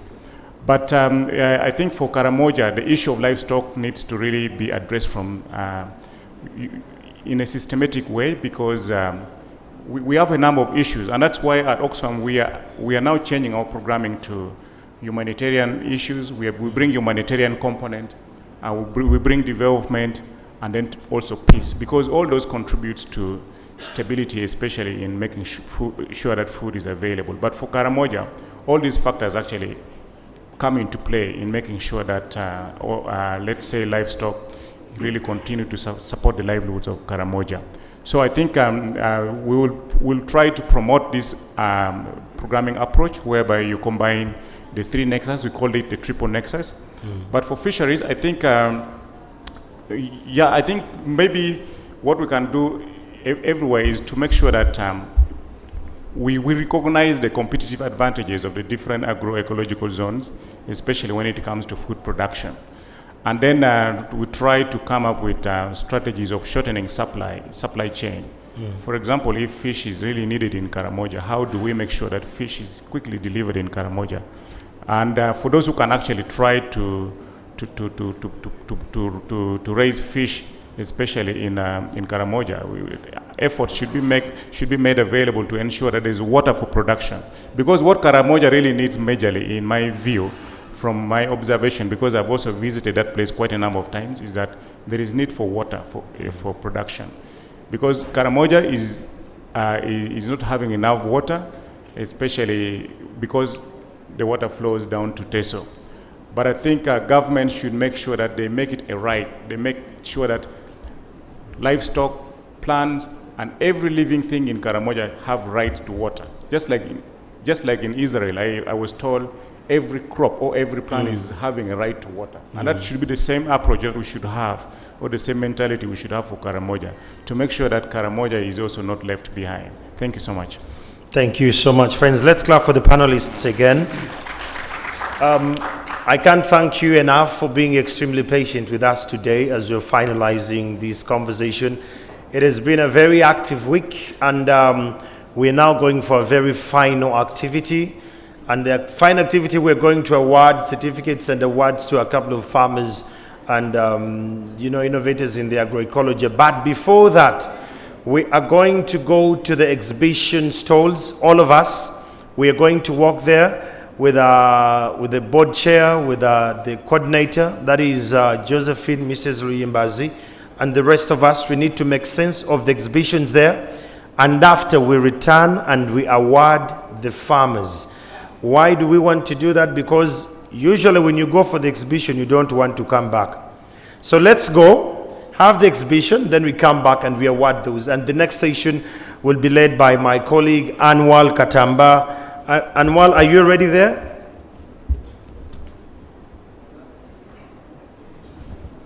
Okay. My colleague Anwal Katamba is already on the other side. So we are going to all walk outside, led by the board chair and the PELUM country coordinator. We are all going to see and witness the different indigenous and traditional crops we have. And thereafter, kindly, you come back and you get awarded, because the judge is already here. They have been following each and everything. On return, they will give us who are the winners. Thank you. Thank you so much. Thank you, Doctor. Okay, ladies and gentlemen, we are still moving on as our program was stated. Right now, we are going to patrol the stalls as one of the second last, I think, the session. Then after, we shall go in the awards and trophies session. We are going to start from where we ended last time, because some of the stalls were patrolled last time, and different farmers were giving us experiences of the things they have come to exhibit today. So right now, we are going to use few minutes just to explain to us how your stall is promoting the agroecology, land system management, and even the resilience in the nutrition. Let us start with you, Madam. You're from which group? Thank you very much. My name is Margaret Kawiye. Yes. I work with Africa 2000 Network Uganda. Africa 2000 Network Uganda, in short, A2N, is an extension organization that builds the capacity of farmers in various ways. We are in areas of food and nutrition security, agribusiness development, advocacy, and we are in all areas of the country. We are in the north, we are in the east, we are in the central. Even near our stall, we are with farmers in the central region, but also in the eastern region of Mbale and Bududa. Now that I've said that we empower farmers in various ways, let me immediately hand over to the first farmer in the central. Okay. Yeah, he will use his... Just use less than a minute to explain to us. Language is comfortable with. Yeah, it is okay. I hand over to him. Thank you, Madam. Eri amanya nze gali wango kyolobi mu bufunze eddakiika emu gye bampadde kangikozese. Nze nga wano mu Buganda emmere yaffe ettooke litambulira wamu n'ennima ya agroforestry, emiti n'ettooke. Wano mu Buganda neebaza Katonda nti Queen wa Bungereza waviridde mu bulamu bw'ensi ng'alina emyaka 97. Maama waagali wango kyolobi wayita ennaku 3 naye n'ava mu nsi ng'alina emyaka 98. Nekitegeeza nti emmere eno eyaffe Nansi emukuumya bulungi maama wange okusinga ne ku Queen wa Bungereza. Era y'ensonga lwaki emmere eno tugitwala nga nsonga nkulu nnyo. Tulina ebika by'emmere eby'enjawulo. Mu ddakiika emu empeereddwa sijja kwonoona budde olw'embeera eno etambula, naye nga bino byonna buli ekyetaagibwa ku bikwatagana n'emmere Nansi n'okukuuma obutonde byonna tutambulira wamu. Ssebo neeyanziza nnyo. Tuyiseeko mu nnima y'amatooke nga tetukozesezza kufuuyira nga tukozesezza mbeera ya butonde. Mu nnima y'amatooke nga tetukozesezza kufuuyira, oyinza okutunuulira olusuku lwange luno olumaze emyaka egiwerera ddala 15 nga lukyavaamu enkota ennungi ennyo bweti, nga ndulimira emiti gye gikunkumula ebikoola ne bikola nakavundira n'aliisa ebitooke byange. Ebikuta ne biriibwa embuzi ne zituwa obusa bwazo ne tuzzaayo mu bitooke. Eno ennima eri ogaiki okusinga wano oba onaagisangawa. Era ssebo neeyanza nnyo ssebo neeyanza era nga bwe nkugambye nti tulina n'abalimi. Maleewa twaleese amaleewa okuva e Bududa. Nowa maleewa tunnyonnyolemu kati. Kale kozesa eddakiika emu. Neeyanziza ssebo bale kupa okakisa kano amanya gange. I'm called Betty Mtama Mudua from Elgon Zone. Yeah, we also work in Bududa, Manafa and Bale City. So today we have come with Malaya, which goes with Matoke. Yeah, it is also serves as a diagram as well, and also bodybuilding food. So we promote also the environment, protecting it by using briquettes. We encourage farmers to use briquettes. These are used for what? For cooking. So as you use so they are like charcoal. Yeah, they are instead like of buying charcoal, then you use these ones. Yeah, exactly. What ingredients are there? The ingredients are we use the charcoal dust, then we use the coffee remains, or rice remains, or cotton remains, or cobwebs, and you burn them, you mix them with clay, and then you use porridge for flour, then you can come up with briquettes. So I mean they give good fire like the ones exactly, we have? And that is the one that we have used for cooking our Malaya here today. Oh. Yeah. Okay, thank you so much. Thank you so much for giving me opportunity. Okay, let us go to another stall and see what people have come to showcase. Yes, Mosei, which language are we going to use? Amanya agange nze Ziboyi Musalo Kakembo. Yesebo. Nebaza Katonda okulaba nti mutuuseeko wano. Yesebo mu bufunze muzeeyi waleese biki biyamba bitya ku mbeera y'obutonde sebo. Zino ensigo ezaffe ze tukuuma mu ngeri ya indigenous. Kuliko maransa, ebigaga, maransa edoodo, amapeera, tukolamu obuwunga, tukolamu na buno obuntu bw'oyinza okusiika n'onywera ku caayi. Naye nga tetubifuuyira na ddagala lyaki era eddagala tulirina lirino organic mukola mutya obutabifuuyira kubanga ebiwuka bingi mu nnimiro eyo sebo.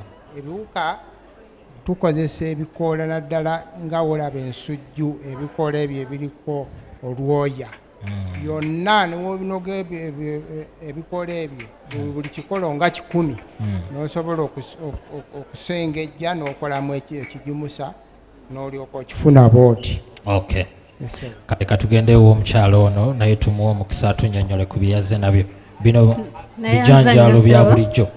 Amayina gange ninze Nayigaga Hadija okuva Eiganga okuba otya baba Kigulu South tuliyo balungi nga ndeese ensigo edda buli kika ninange ebika 32 nga ne ensigo yaife eyeira tugezaako okunoonya ensigo yaife eyeira era nga tulima nga tufuuwireku idagala lino ery'obutwa tukozesa ebyaife byene bino nga kino bamweta semye jakbini tubifumba bwe biwola twatandika ofuuwira ku bidandaali byaife byabanga tukozesa bidagala bire bya kemiko. Kale sijja kubinnyonnyola mu Luganda nnyinza okubisoba kyempulidde nti bafumba bijanjaalo bebajjamu ate ne babifuuyira ebijanjaalo.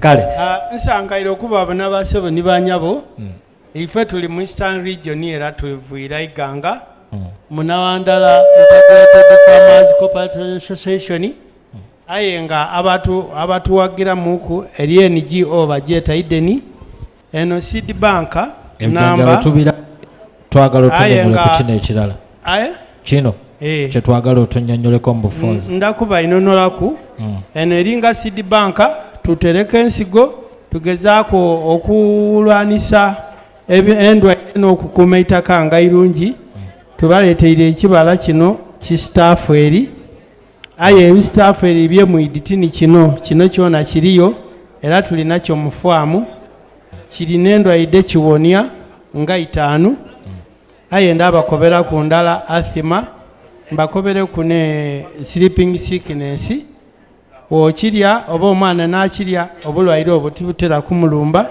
twaba nikooko abandi mubaye mwidinga kooko ali muwagana ayo waife ganga tumulima era akola nga cash crop kuba ekire namba tugitunda omutwa mulamba endala obulala etyesinga n'emwani twaba n'enkoge lero mubona batandise odikolamu ni juice dona diyiga obulwaire tidifuugerwa okuva wediva mu buto paka wedikula n'amapeera ebindi banaife babinonoire aye ng'omulama gwaife kulwanisa ndwaire nakulya amere yaife nansi neyanziza okubabona bababa. Kale toyanza nnyo. Which region is this one? This is Karamoja. Karamoja region. Yes. Okay, you can share with us what you have today. Here under this tent is COPAXO. That's the Coalition for Pastoralist Civil Society Organizations, with Ateka Cultural Center, then Tecoma and APSA, showing the pastoral products and the seed system of Karamoja and the foods. So you will be taken through with Hannah. Thank you very much. Hannah, you can do it briefly. Yes. Today we just want to show you how we use indigenous foods, specifically from trees as well, and then also looking at the cereals that exist in Karamoja like sorghum, and then we also use the byproducts from the animals like meat, where we are able to make processed meat which can take more than a year because of the lifestyle of pastoralists in Karamoja specifically, and then also looking at the challenges of drought in Karamoja. So you need something which you can preserve for a longer period So how do you preserve it? How do you preserve that meat? Traditionally, we are told to boil meat but you don't put water. You boil meat with only its oil, which is already existing in the meat. So that oil is supposed to help it preserve. And so it is protected from contamination. So you're not you are told not to handle it in a different way so that it doesn't get stale. So this takes for more than a year till it's utilized. And then also the traditional food is usually processed from sorghum, and then you add ghee and also yogurt into it, and we all know that the nutritional contents which are there.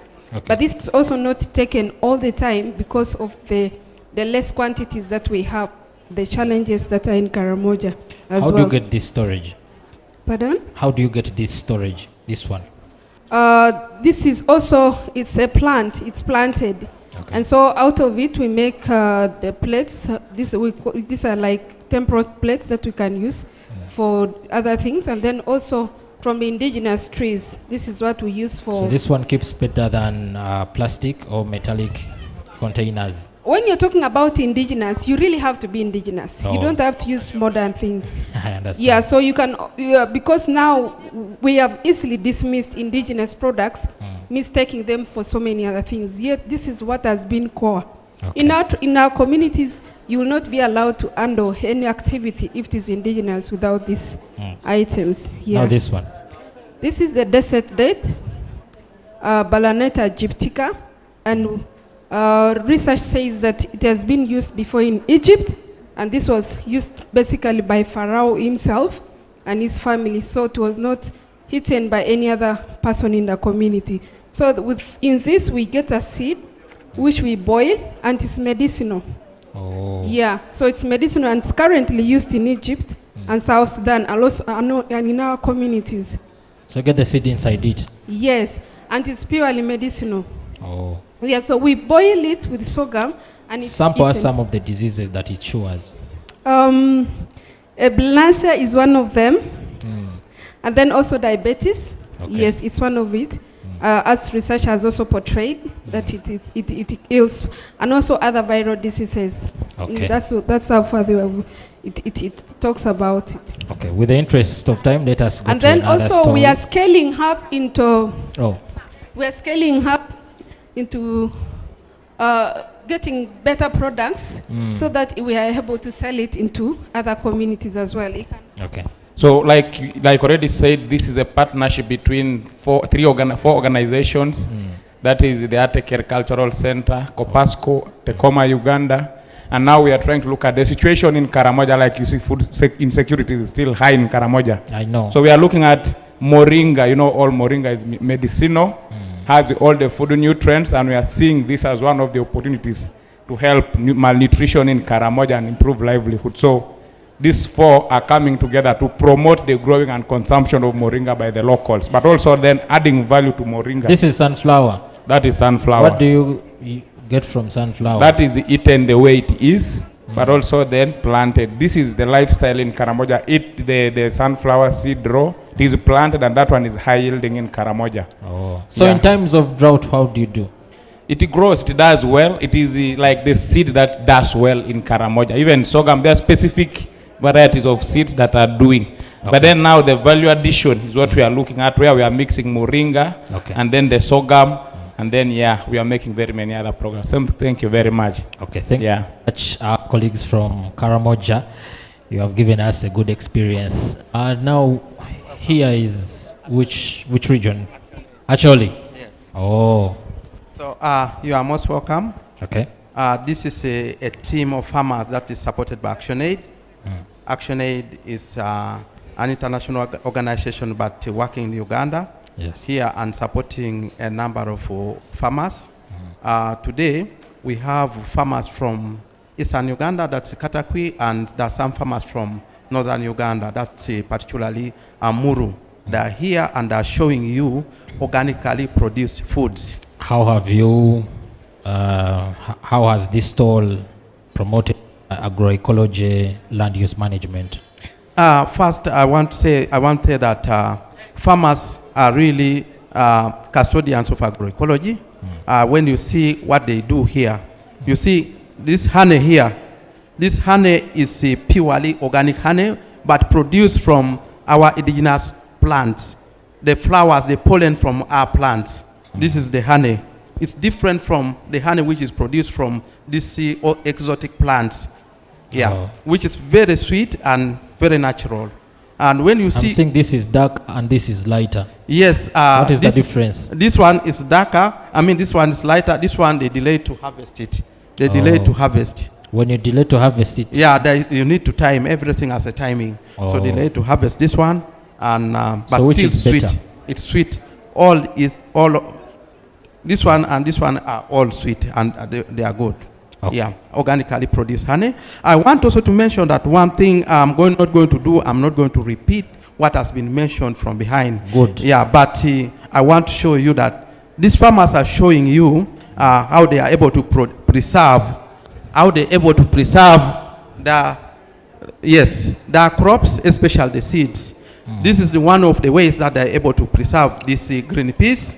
You can see that they are able to use the gourds, because the gourd does not fluctuate in temperature when it's very cold and what. I don't know whether my camera person is seeing this, because inside here we are seeing some green. Yes. Green what? They are green beans. This one is a green peas. Green peas. This is a green peas. Yeah, green gram. They look like sairi. Some people were telling me that it is sairi. No, this one is green peas. So when you put it inside here, you keep it for seasons and seasons. You can keep it for quite a very long season, because this one can even be tied above the fireplace, so that the smoke enhances the preservation. So I wanted also quickly to mention that when you see sweet potatoes, both northern and eastern Uganda grow sweet potatoes. And sweet potato is a perishable crop. Once they get a good harvest, the price becomes very low. It becomes really very low, and they cannot keep it for long. So the best way they can do is to slice it. After slicing it, they come up with something like home cakes. These are we call from Eastern homemade cakes, home cakes. So this one can be eaten raw. But right. Yes, but the best is that you boil it. Put some salt, little salt there. It's a snack. Yeah. So this one way that they can preserve this. It can stay like for 3 months. And more so if you put like a red pepper, it can even take 4 months. So this one way of preservation. I want also to mention a few things that are here. When you see the gourds, I've already mentioned that the gourds are very critical to the preservation. But also they have learned how to preserve most of their seeds. They do selection of the best seed in their gardens. After identifying the best seed in their garden, they now put above the fireplace, and they are able to have this preserved to the next planting season. How about that maize? It looks dirty. Yes, this maize. This is a classical example. This maize was tied up above the fireplace. You remember the farmers, the smallholder farmers, are not using the charcoals. are not using the gas. Are not using electric. They use firewood, which they use firewood. So the fire, the smoke enhances the preservation of this. And when you see, you don't get any with the beetles. Okay. It has been there for quite a long time. So this one way of preservation. So I want to mention something again before I go to the pesticides, how they are able to just mention a little. There is this small aerial palm, aerial yam. This one is called the aogot in Ateso. It's a yam that climbs, it twins on the trees, and then it gives this. This crop is very, very vital to farmers for early warning signs. Once it germinates, it sprouts out from the house. You keep it inside the house. Once you see it sprouting, you know that rain's about to pour.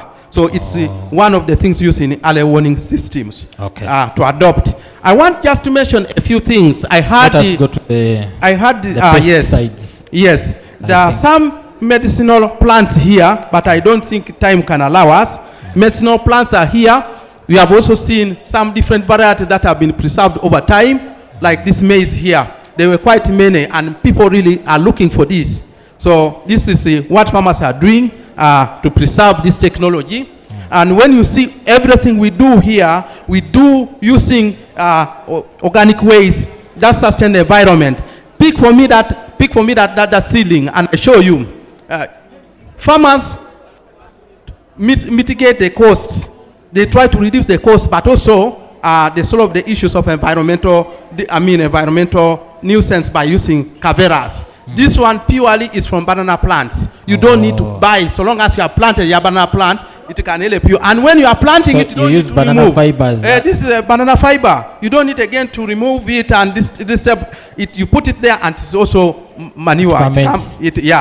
So I just wanted to mention that we have quite a number of seeds here.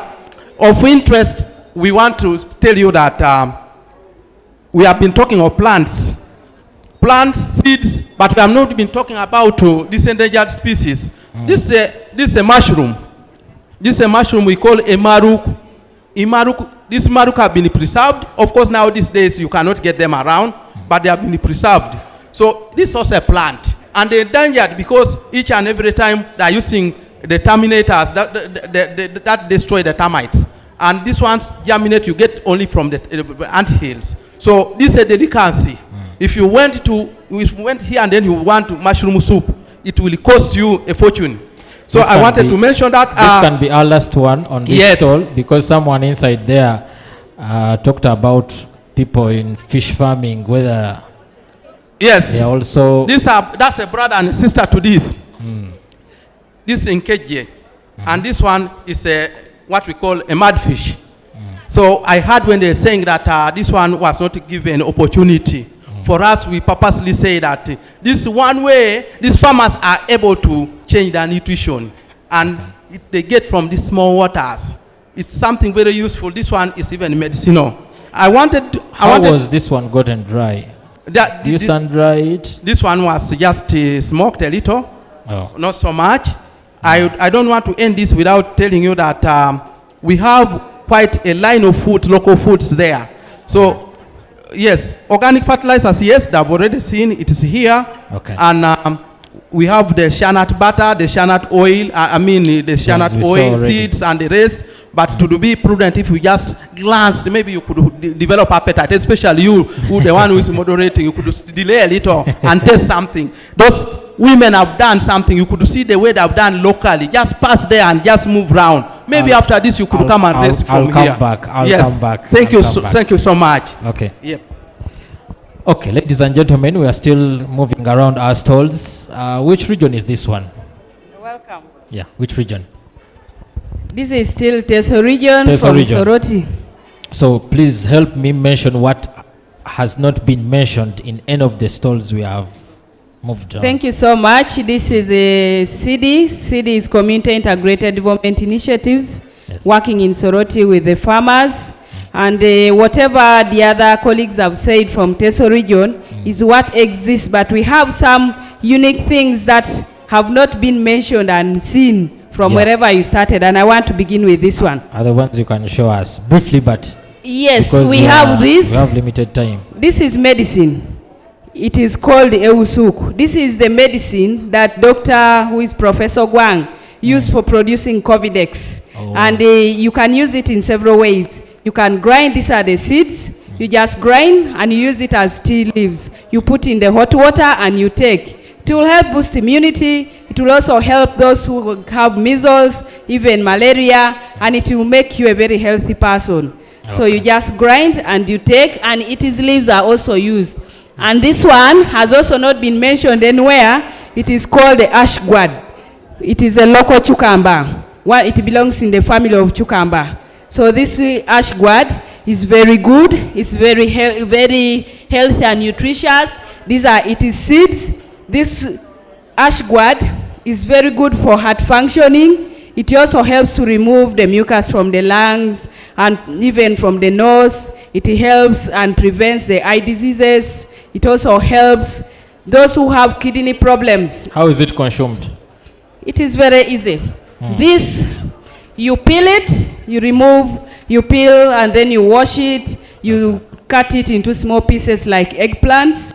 And you can fry it with tomatoes, onions, and everything, and eat. You can also boil and paste it. So those are its seeds? Yes, these are the seeds. And it grows under big trees. If you have a big tree, you grow it, and then it will grow and it will be hanging like this. This is how it is. On a tree, it will be hanging. If you are to prepare, you cut it into pieces and then you make it. You can boil and paste. You can just fry. You can also mix it with meat, even omena. You can mix with any sauce, and it is very nutritious. You eat it, you'll be healthy. You have a smooth skin, eyes protected, heart well functioning, and everything. We also have this that has not been mentioned from other stores. This is hibiscus. It falls in the family of Malakwang. Oh. Yes, hibiscus is good. You go to hospital and they say you have a challenge with your blood, you have a low blood level. The doctor will tell you, go and look for hibiscus. Okay. And you have to use, and it's very good. That one is one of the plants. These are the leaves? Yes, these are the leaves. These ones are still young, but when they grow, they become real red. Oh. Yes. And then we have another thing here. As you say, those that have not been mentioned. I heard very well. This one was not mentioned. Sorry. This is chia seed. Yes. Okay. This chia seed, you can even just eat it. Sure. And it's good. Okay. Good for the heart function. It's also good for the people who have pressure. And you can also mix it with hot water and take it as tea. Okay. And you'll be a healthy person. Okay, with the interest of time, let us go to another stall because I'm sure most of But the we things have are quite mentioned. many. We also have turmeric here. This is the processed turmeric. This is very good for diabetes patients. Okay. It's also good for preventing measles. And this is the fresh one. And I didn't also hear this one. Apart from just local food plants, we also look at the wild food. We get this from the ants. These are termites. You just fry them with salt. You can also put some tomatoes, and then you eat. You can even paste it as sauce and eat with kalo, atap, nice atap, and you'll be a healthy person with strong bones, with enough calcium. Thank you for visiting us. Okay, thank you so much. Yes, brother, from which region here? You're welcome. This is Church of Uganda, Tedo.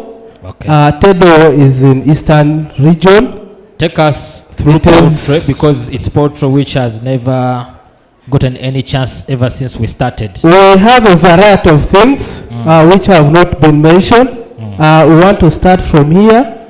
First, wait. Take us through poultry because some of those ones have been exhibited already. Not yet. These ones have not yet been exhibited. Honestly, this one has not been exhibited. If it has been exhibited, what is it? So you're trying to challenge me? I'm trying to challenge you.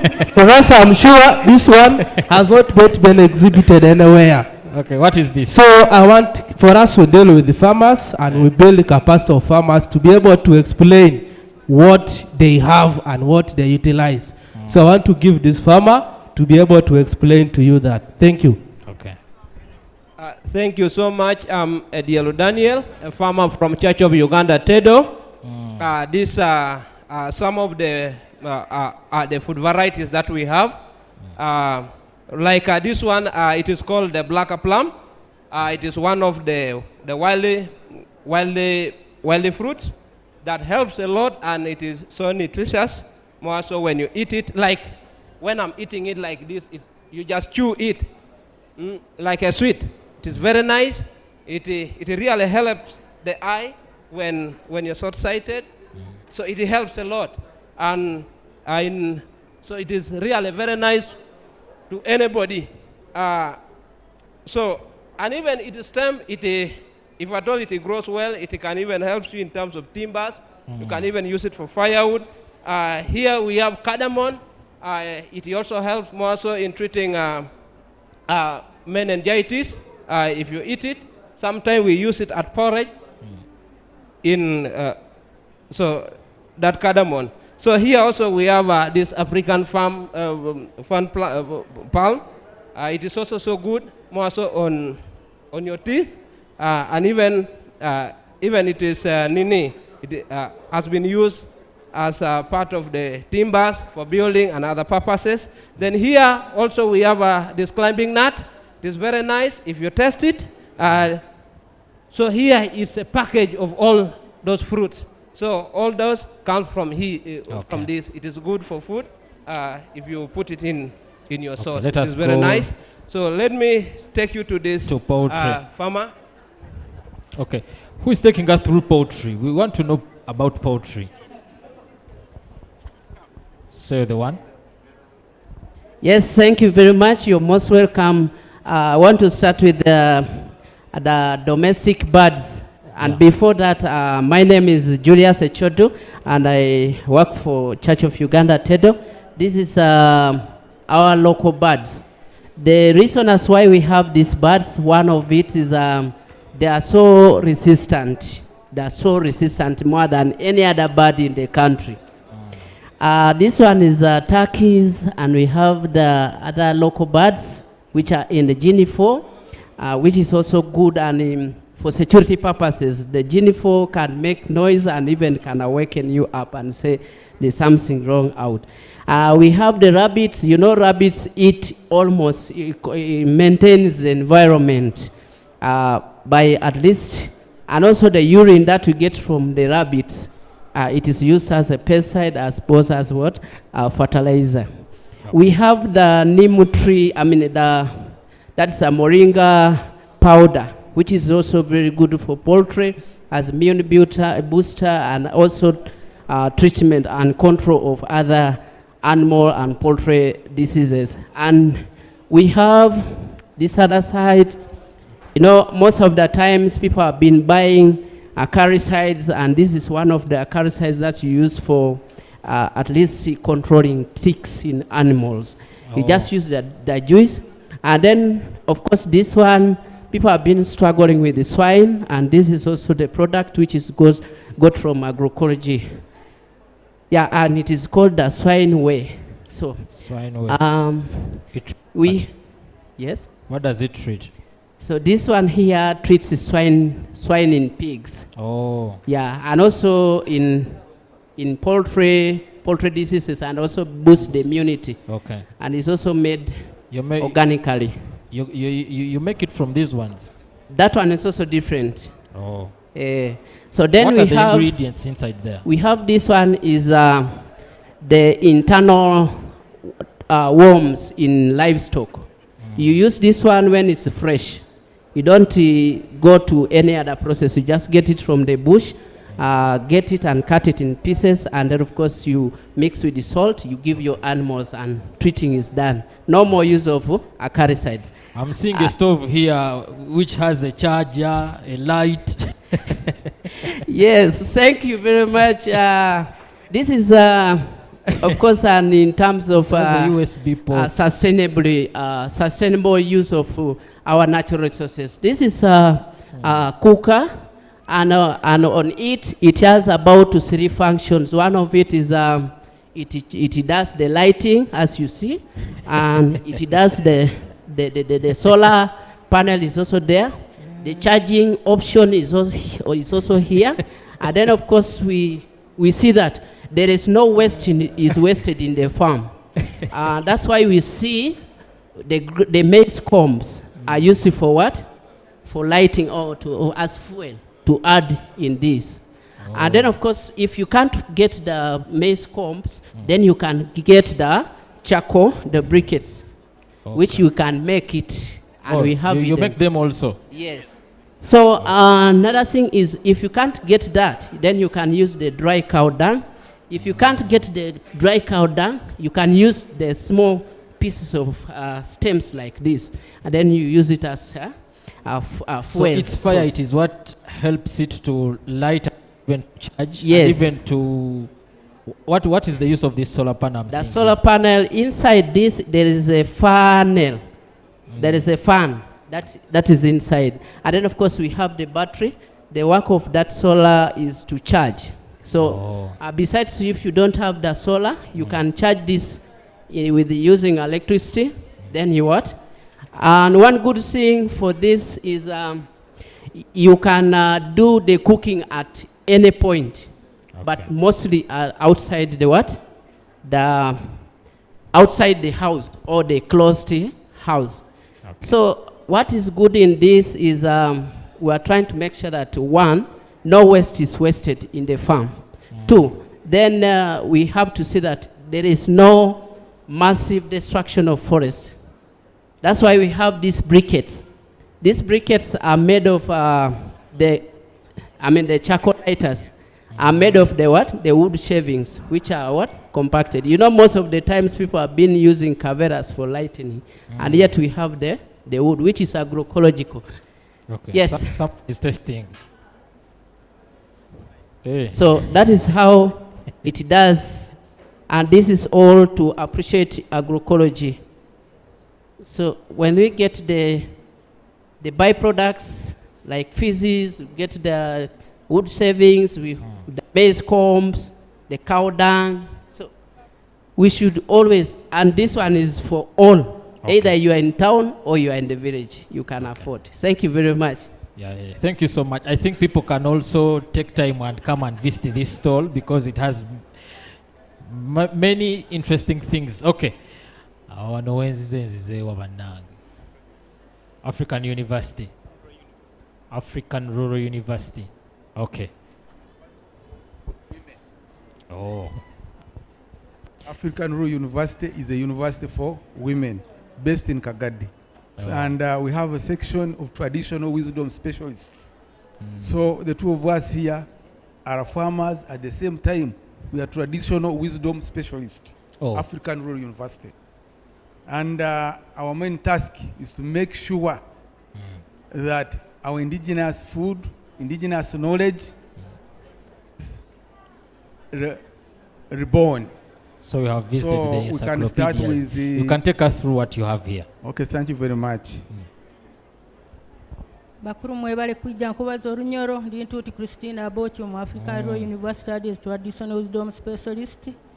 Kunjwaire nti kiri kijwaro ekyakara ekikuruga hamuti tukulinde ebyobuhangwa guno omuti niwe munywani wange nyikara nawo kandi ndifwa nawo bakanziika. Enju muti, motoka muti, enyonyi muti, norunjwaire muti, naiwenka kwoli oli muti, nobundifwa sanduko ya muti, nomusaraba guli ba muti, my friend. Kituufu. Nahabwekyo tuli hano ntwegesa ebyeirakara ku Sarubengo oburo ekihuro munywani wakyo bwajja kyomukoleraho buba buro. Nobusaharubengo hano ti nokora ne exercises zino. Oba nokora exercising ko yingo nizoroba. Nahabwekyo ati bamara kusaburo buno otekaniza ekihuro kyomukubi kino. Omukaro obutuzi alimo ebisika obutuzi buli type nyingi obulimu.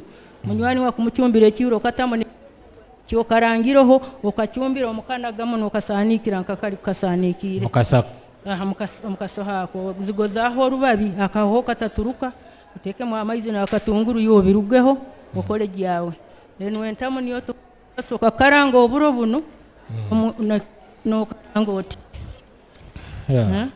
bumara kugira obusekulira muno no buhungo obusekulira omu nahabwekyo bumara nibwo obusera hano arugamu ekihuro munywani wawe muyihulira omuhereza ende kuya tonto bura nomuha ekisi ky'amaizi nani wawe Baganda baluyita Luweno. Nahabwekyo nkyo tukwegesa abaana ogamba huumura abaana nkyo tukubegesa baine kumanya n'emikubi omubwire bwa dry season. Haroho emikubi obwire bw'omusana tosobora kunyata mere haroho omukubi omugobe engugwo ekikodo nkiri mbere twagwahuraga eno eri flaska eyakara kino kye kikuuma ebintu mugobe tugwanika haiguru omugobe byegobe egobe atiri nuliseire ati aho noho nebinzali ebinyoro mbi byo bisekura bitachumbire mbi bye binzali byekinyoro bikutamba arusazi bin oine ebihoyo omunda arusazi na kandida traditional flask yeno ati niyo musajja wateka genyima yekyoto nasanga akachayi kahire kurungi omutereiro no rumwanyoro ali muno no kana kaswa koteke enkoto wekyoto musajja nasanga akachayi kocha neka akati tuli kunaka ni ku stove n'ebirala ne kuuka kaakati tebikyajja. Buno obutta mukago mukama wange. Emmwanyi lyakola bwe bw'oli woomera olidda.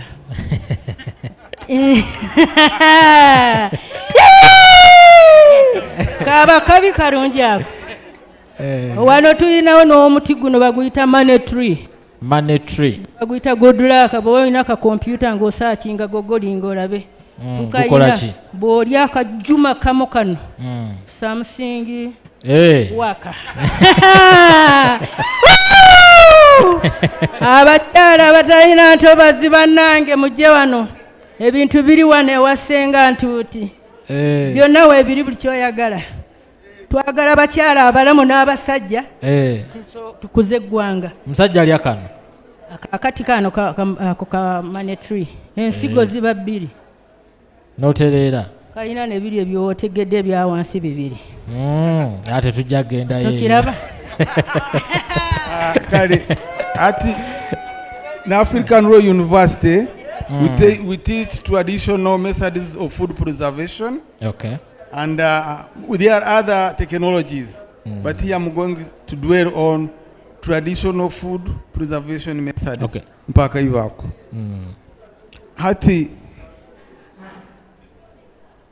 this is a pumpkin, and it has stayed for more than 1 year. You may not believe it. Sure. And it was like this. You just remove the outer part, slice it, sun dry it, put in some organic salt, known as katwe or kibiro. That one there, you bring it. The organic this is salt. organic. Organic salt on Momojawa. Where do you get it from? It's from a rock direct. If you know katwe salt, this is kibiro salt. And it does the same work.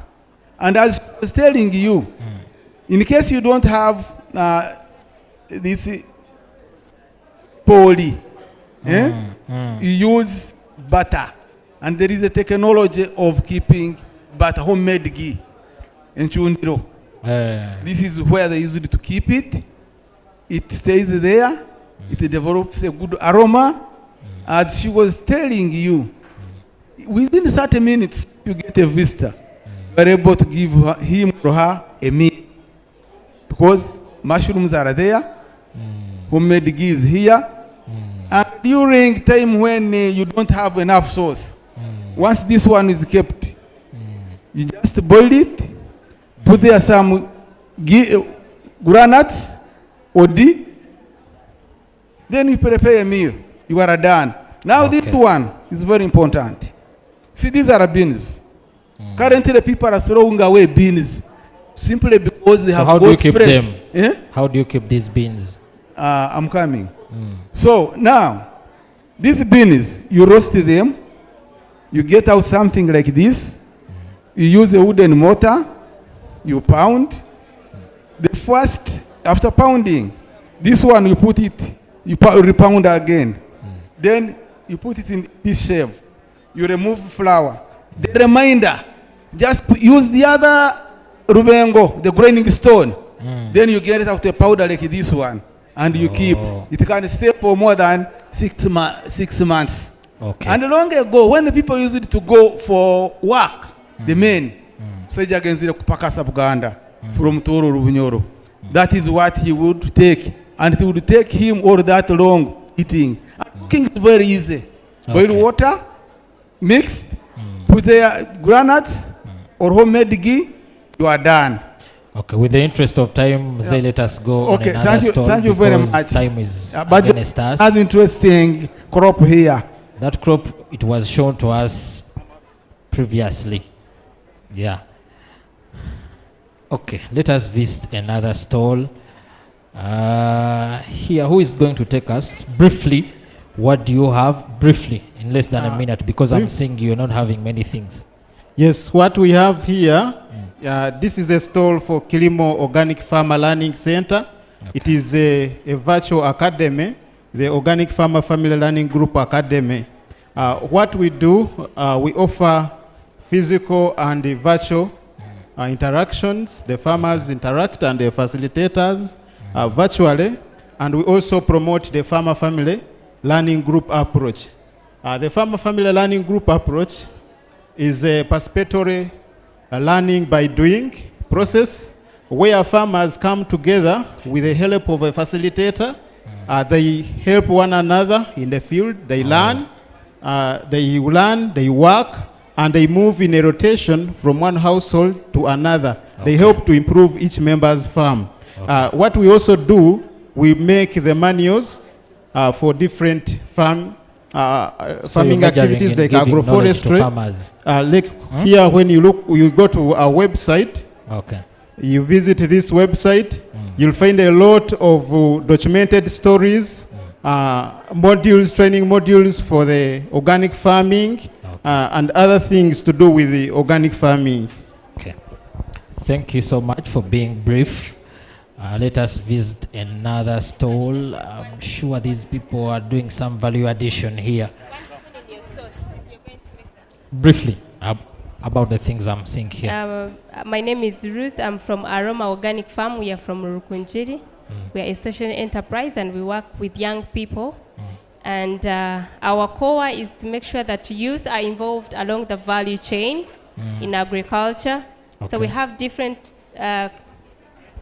products that we have done, and mostly we want to show young people that they can also make money. They don't necessarily need land, but they can make money along the value chain. So we have the millet, we have the coffee, we have avocado. We are looking at oil extraction, which is good for the skin, for hair. We are looking at dodo and many other things that we do. Okay. Thank you. Thank you so much. Who is taking us through what you have come to exhibit here? Yes, this is Camelot Agroecology Farm. Briefly. Yes, we have a poultry farm that rears layer birds, but the manure that would have been waste on the farm is used to make organic fertilizer, which we sell to farmers. But also the waste products from the fertilizer production is what we use to make fire lighters.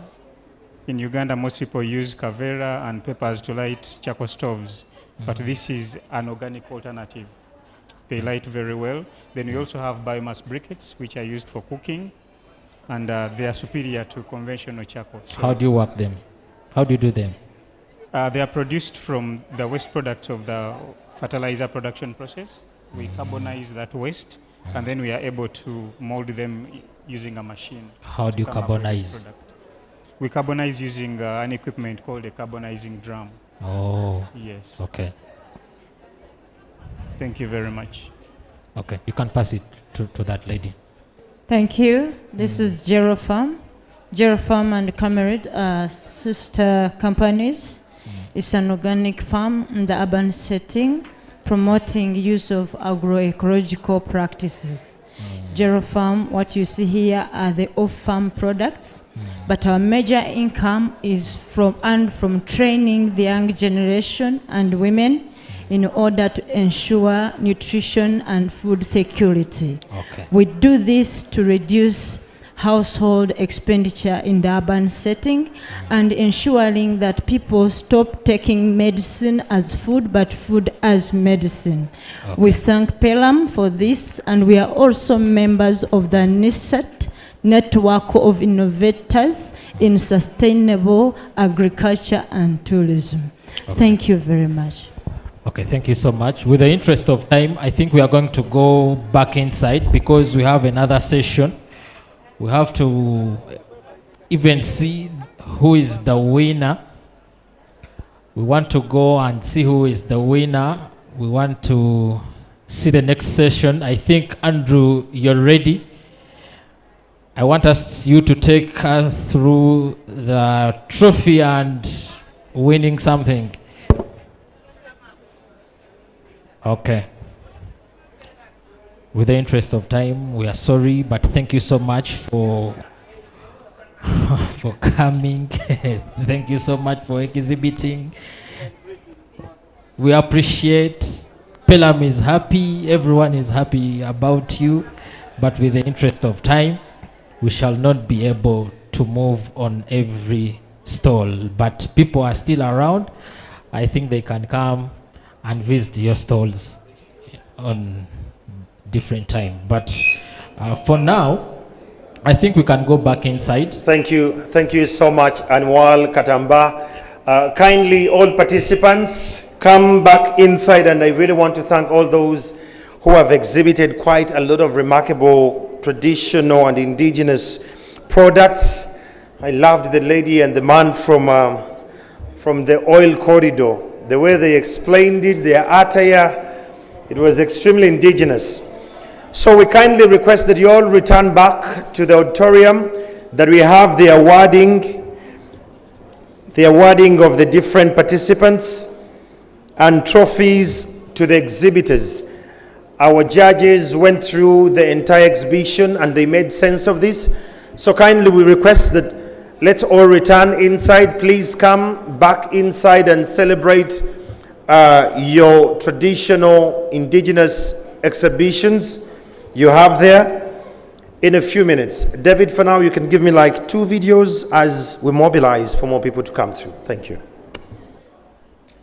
Worms. Yeah. Worms is my business.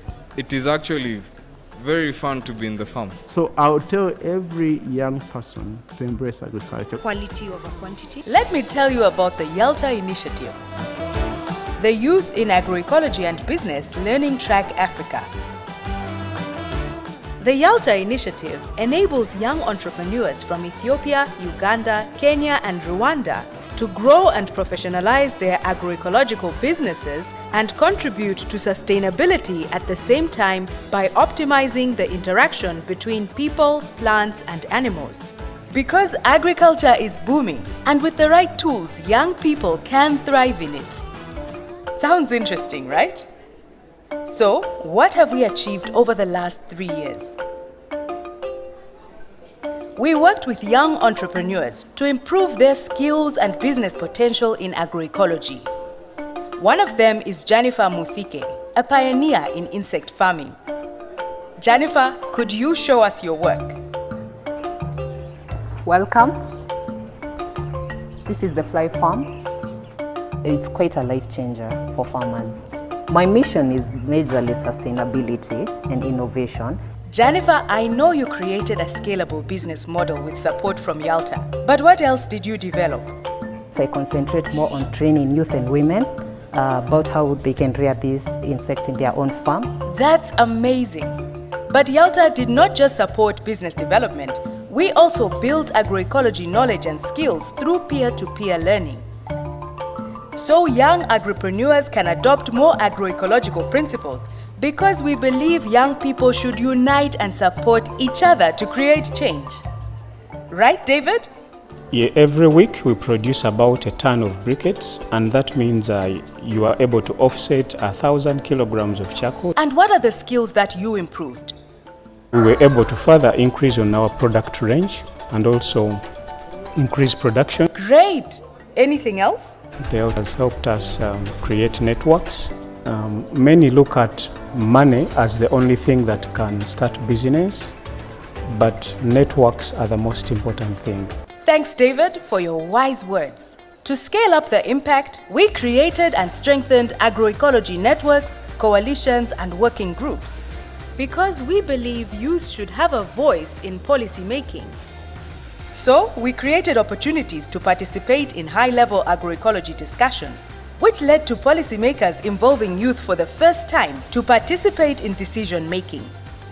Like Beverly, I started thinking of going for conferences, and Hajara Nantume, who currently advises the Ugandan government on how to make their new agroecology policy youth inclusive. So, what is YALTA in a nutshell? With peer-to-peer learning, mentorship, business acceleration and networks and coalitions, we have raised the awareness of over 120,000 ambitious young people and empowered young entrepreneurs to set an example in driving sustainable food systems.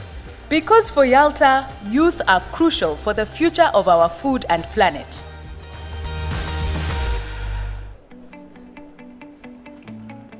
Now, this is an organic products market, and it has been established purposely to offer an opportunity our people in Uganda to have a place where they can find safe and nutritious food, and also farmers have access to a local organic market.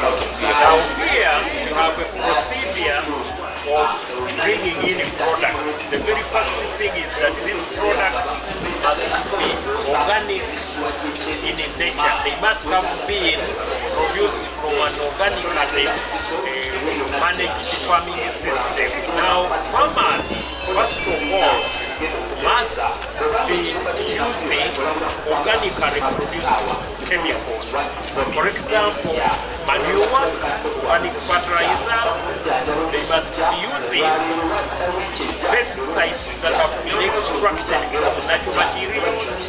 They must ensure that on their farms they have no soil erosion. They must ensure that they have conserved trees in order for trees to help them recycle nutrients. All right. And Thank you, David. I want to request the participants who are outside, we can have one person per stall, that the others can join us inside here in the interest of time. As our judges are tallying and they're bringing in the verdict to know who are those who are going to walk away with trophies as well as certificates, allow me in a special way, and I'm going to request all of us to clap at this, to appreciate the presence of Mrs. Stella Grace Lutalo, the former country director of PELUM Uganda. Let's clap for her. And I can't allow you just to wave to us. Kindly just come and give us a few remarks, possibly just to tell us what this means, given that you saw where all this started. Please, let's welcome her. She comes to give us a few words, just a few words. You're welcome, Mrs. Lutalo.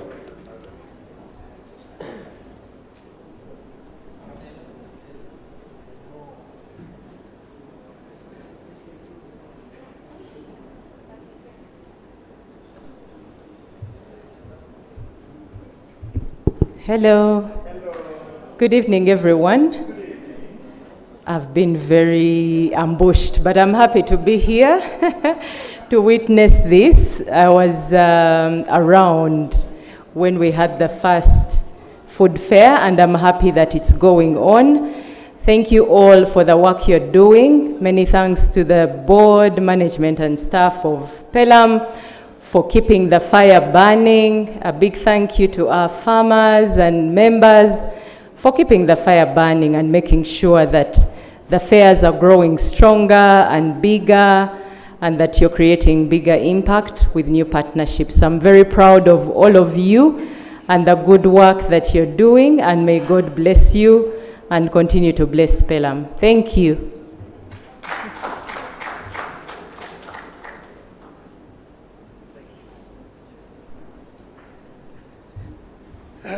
See how good it is? We tapped into that. Thank you so much, Mrs. Lutalo. That means a lot to people like me.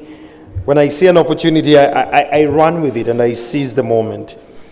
Friends, allow me to welcome my colleague Anwal Katamba to take us to the next session of the awarding as well as certificates to the different exhibitors. But I really want to thank each and everyone who has been part of this conversation. From the day we started up to where we are, from the YALTA summit, and then we went to the AMAS, and we graduated subsequently to yesterday's conversation that was high level, and finally to the very last 12th annual Indigenous Food and Seed Fair, Anwal Katamba. Guys, let's clap for him. This is my guy. Okay, ladies and gentlemen, thank you so much. We are going into another good, I don't know how I can even express, because it is something very good and something very important for this exhibition. Right now we are going to this session of awarding of trophies and certificates to the exhibitors, and I want to appreciate and acknowledge our judges for the great work they have done. They have managed to go in the stalls and see what the exhibitors showcased. We have Mrs. Joanita Sebaiga. She's one of the judges. And even Zake Eva is also one of the judges, and Chiuka Catherine is one of the judges. But allow me to call upon Mr. John Sekajugo, head of the team, to tell us briefly how they have come up with the winner and what they considered to identify that winning person.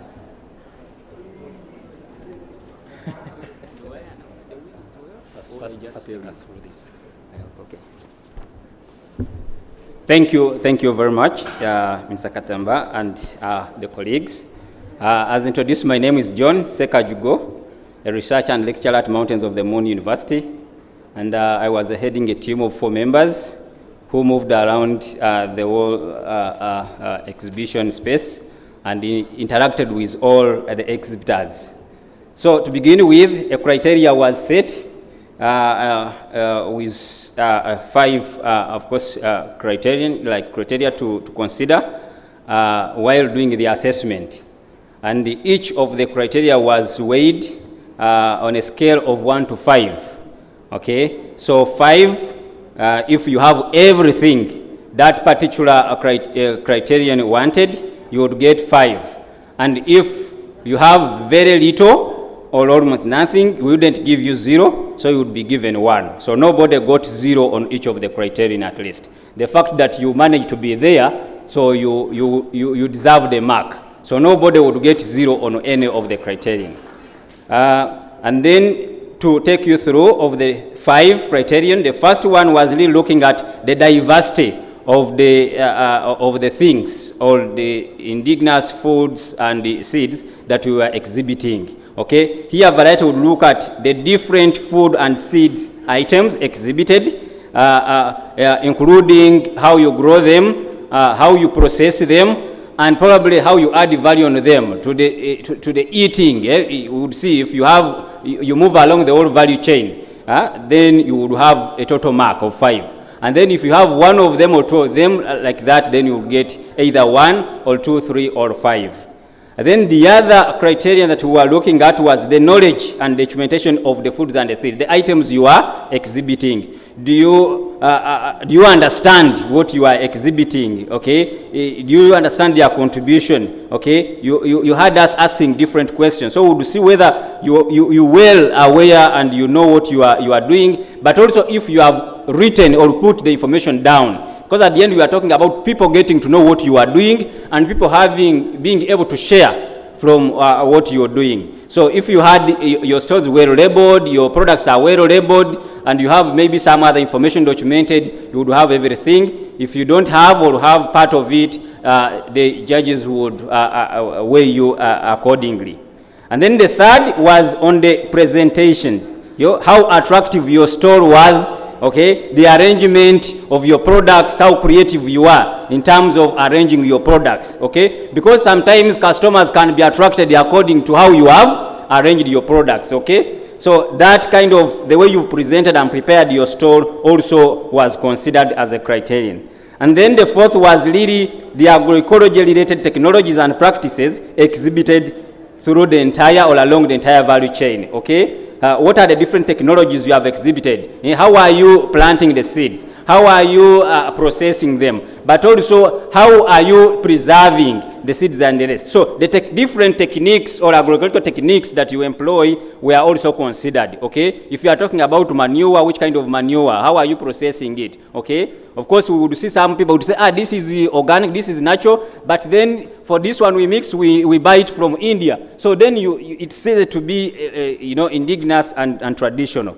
So then the last criterion was really the relevancy of the exhibition to the current theme, okay, of indigenous and traditional food systems, building resilient nutrition. So if you understood it and you well explained to us how your products, how your foods are contributing, okay, to building resilient nutrition, so then you would also be weighed accordingly from 1 to 5. So those were the different criteria that we used, and if you add 5 times 4, then you would have 25. Okay, and we were 4 judges. So if we would add the marks from each, if you totaled everything, 5 out of 5 throughout, then you would get 100. So at the end, that's how we would arrive at a certain percentage out of 100. So that was the criterion, and I don't know whether I first give this, and then later we shall see who at the end got what. Thank you very much. Thank you so much, Mr. Sekajugo, head of team. I think now everyone knows the criteria which has been followed. At this time, allow me to invite Madame Josephine Luimbazi to come and announce the winner. After announcing the winner, other exhibitors will be getting certificates, those who have not managed to win. But this is not the end of the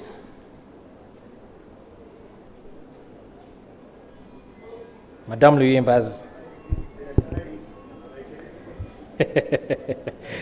They are doing some final tallying. I think it was done. Okay, can give her a loud of applause as she's joining us here.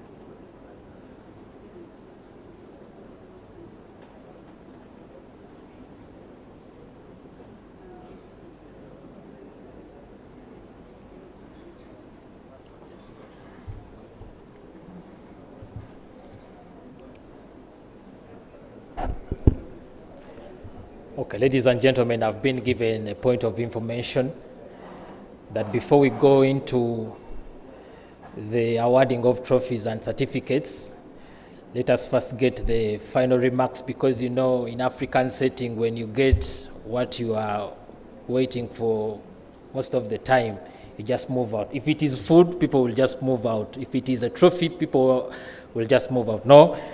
Now, Mr. Alan Sebulime, Country Board, PELUM Uganda, you can come and give us your closing remarks. Thank you.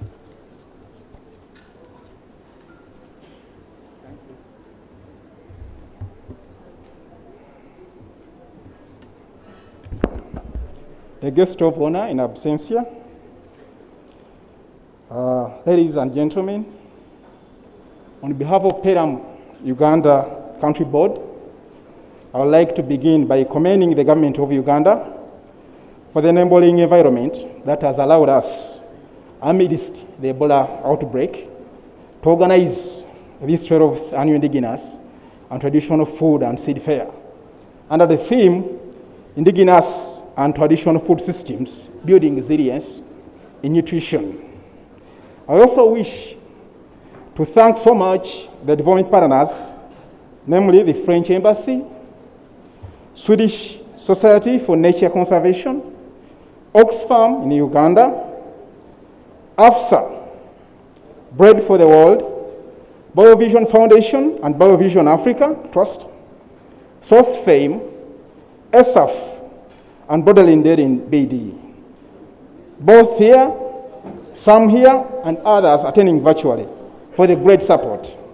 Without you, we would not be here the whole of this week. You recall we began on Monday with the YALTA events till today. We've been here for a full week, like I noted. And today we are closing our Agroecology Action Week. Thank you all for making this week colorful.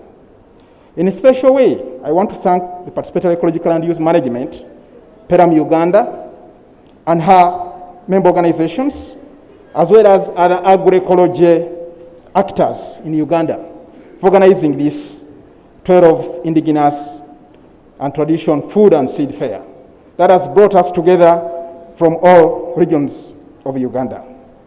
Allow me also to appreciate the different producers and the beloved smallholder farmers for showcasing the different agroecological practices, indigenous and traditional foods, and seeds from the different Ugandan societies. Their preservation, preparation, innovation, as well as consumption. On this note, I wish to recognize the significance of the theme, Indigenous and Traditional Food Systems, Building Resilience in Nutrition. Its linkage to the African Union and the African heads of state and government's declaration of the 2022 as a year of nutrition, with the theme, Building Resilience in Nutrition across the African continent, to provide an opportunity to secure greater continental commitment, investment to end nutrition in all forms. As we come to the end of this Indigenous Food Fair, do you feel we have attained our intended objectives? That's a question for us all to reflect. Although personally, I feel greatly satisfied and honored that we've really moved and attained to a great extent the desired objectives. Ladies and gentlemen, as you're already aware, the African continent is currently struggling with high cases of food and nutrition insecurity, and has been accelerated by climate change and variabilities, COVID-19, among other things. According to the Continental Accountability Scorecard launched by the African Union and African Leaders for Nutrition in 2019, 80 million children under 5 are stunted, and 58.7 million of those stunted are in Africa. Malnutrition is not only the worst killer of children under 5, but also prevents children and adolescents from reaching their full potential and traps the entire population in vulnerability. Some regions in Uganda, like Karamoja, are already experiencing severe hunger and malnutrition. But besides this, statistics continue to attribute the increased occurrence of non-communicable diseases, like cancer, pressure, majorly to malnutrition, besides, of course, lifestyle. It is, however, worth noting that in Uganda we are blessed with an abundance of biodiversity and natural resources to easily address the challenges of hunger and malnutrition. Therefore, as a country, we have a duty of preserving, promoting and sustaining this food system that has stood the test of time. We should as well protect our environment through sustainable land use practices as a prerequisite, because healthy foods are grown on healthy soils through sustainable practices such as the ones promoted through agroecology. As I conclude, I wish to call upon government to tirelessly preserve the germplasm for our traditional and local seeds. All actors to embrace promotion of initiatives that enhance our cultural biodiversity, including indigenous, traditional, neglected, or at times called orphan crops, and underutilized species that enhance nutrition of Uganda's population. Let us treasure our seeds and food in support, especially for the campaign which we earlier launched, My Food is African. Thank you for listening. I remain Alan Sebulime, PELUM Country Board Member. Thank you.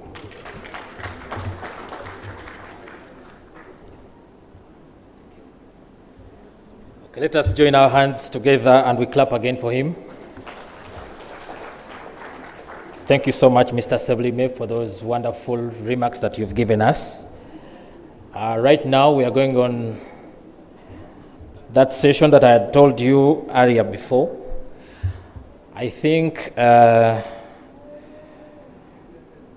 Mrs. Josephine, you can come with the whole team, which is going to help you to give out this award.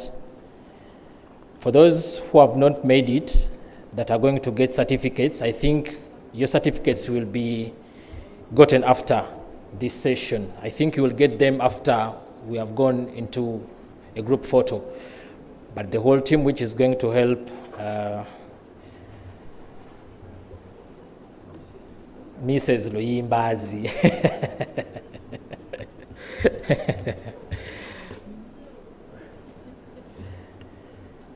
Okay, people are waiting to know who is the winner. All winners. They are all winners.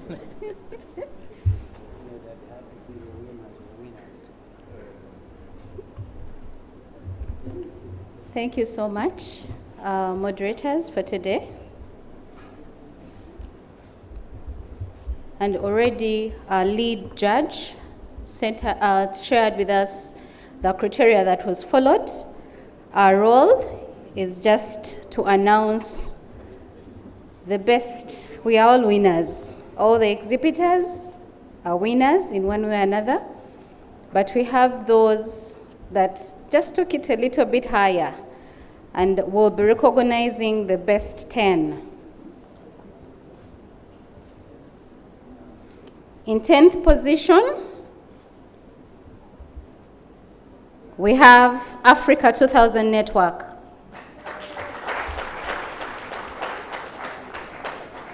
A representative, yes. Where are the farmers?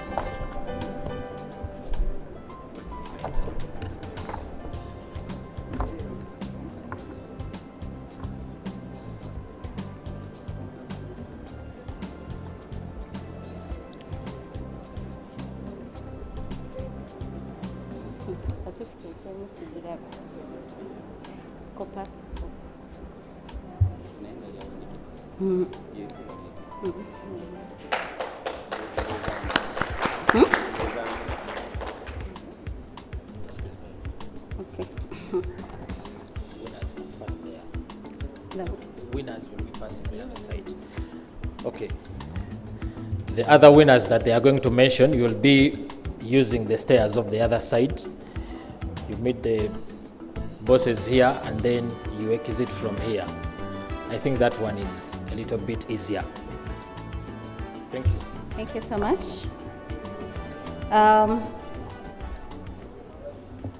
We also have CD coming in the 9th position.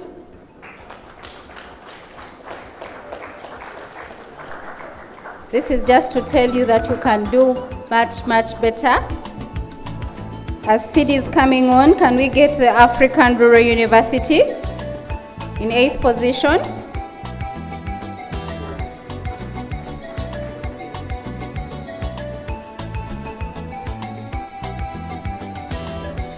African Rural University.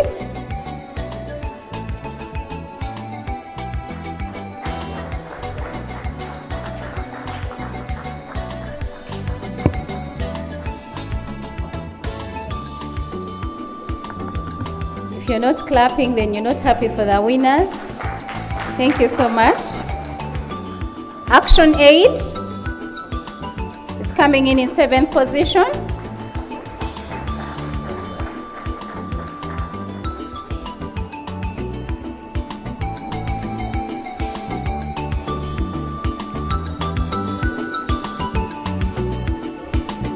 As Action Aid is coming on, can we also get Kulika Uganda?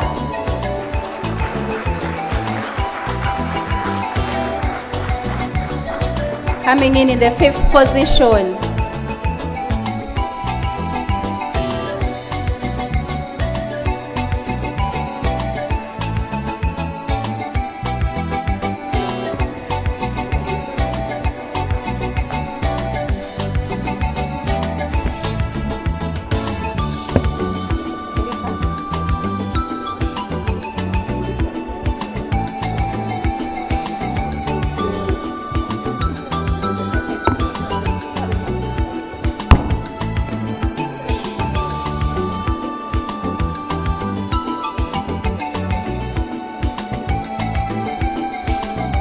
And in 4th position, we had a tie, Sokadido and AFC.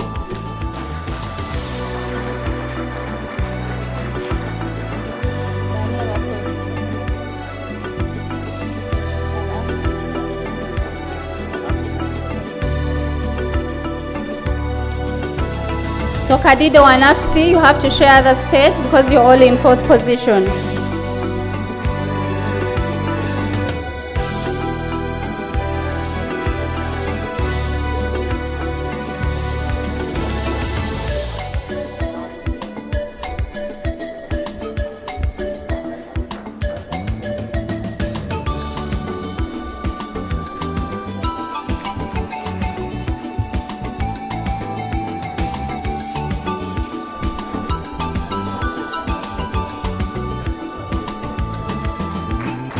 Now we'll go to the best 3.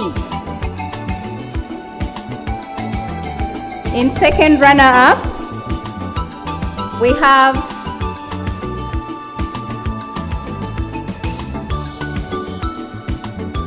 the Agency for Integrated Rural Development, AFAD.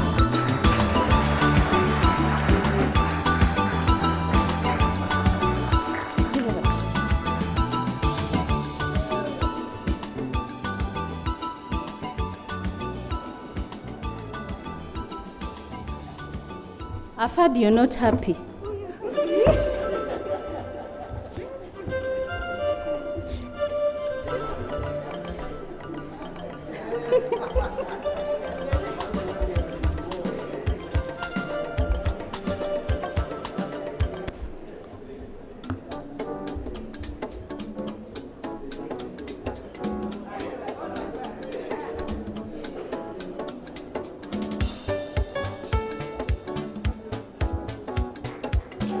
Well done, AFAD.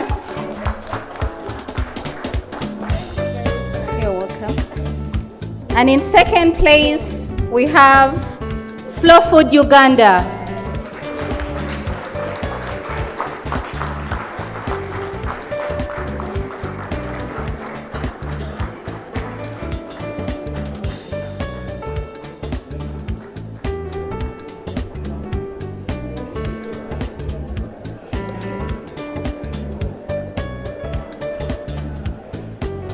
Thank you so much, Slow Food Uganda.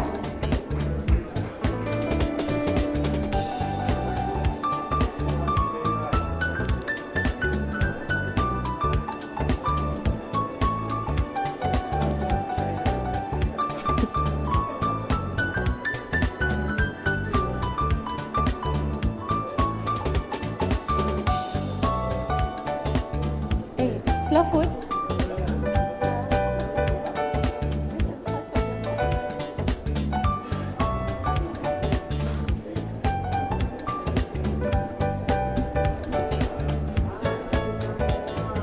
And the winner of the 12th Annual Indigenous Food and Traditional Food Fair is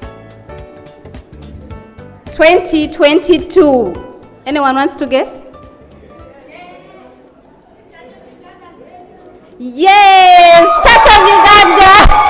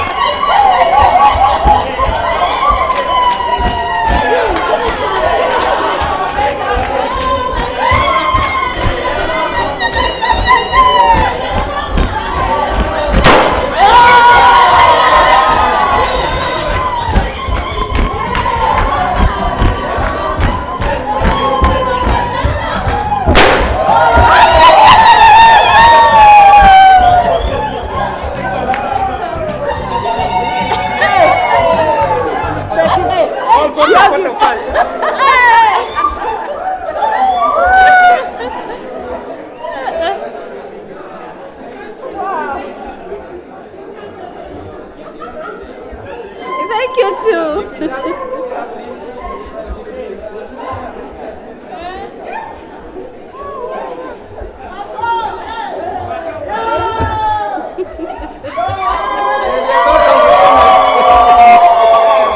Even the purple goes to them. They gave it to me. Oh, okay, good. Wow. Yes, I do. Thank you. Thank you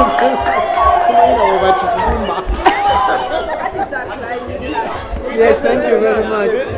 Please, this is for your award. Let's go.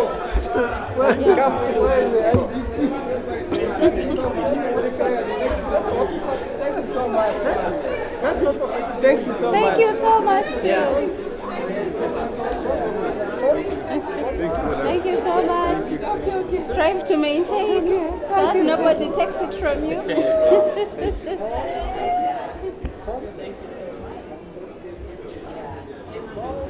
Yeah, thank you very much.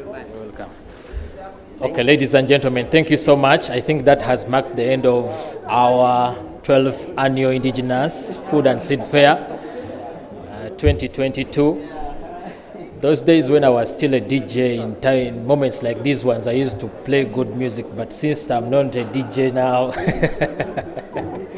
I think that's why DJ of these days, they don't play music when they announce winners. Right now, we are going out to get a group photo,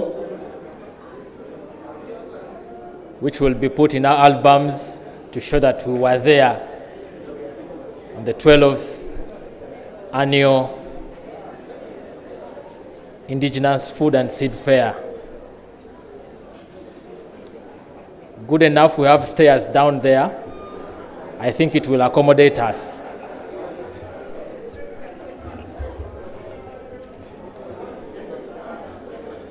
Thank you for the participants. Thank you for everyone, our partners, and everyone.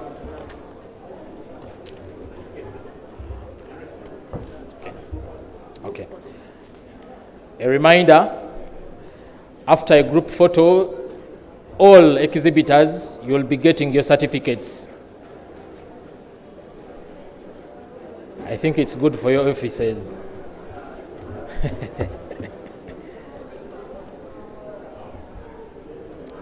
Okay, let's do it quickly. We go outside for a group photo.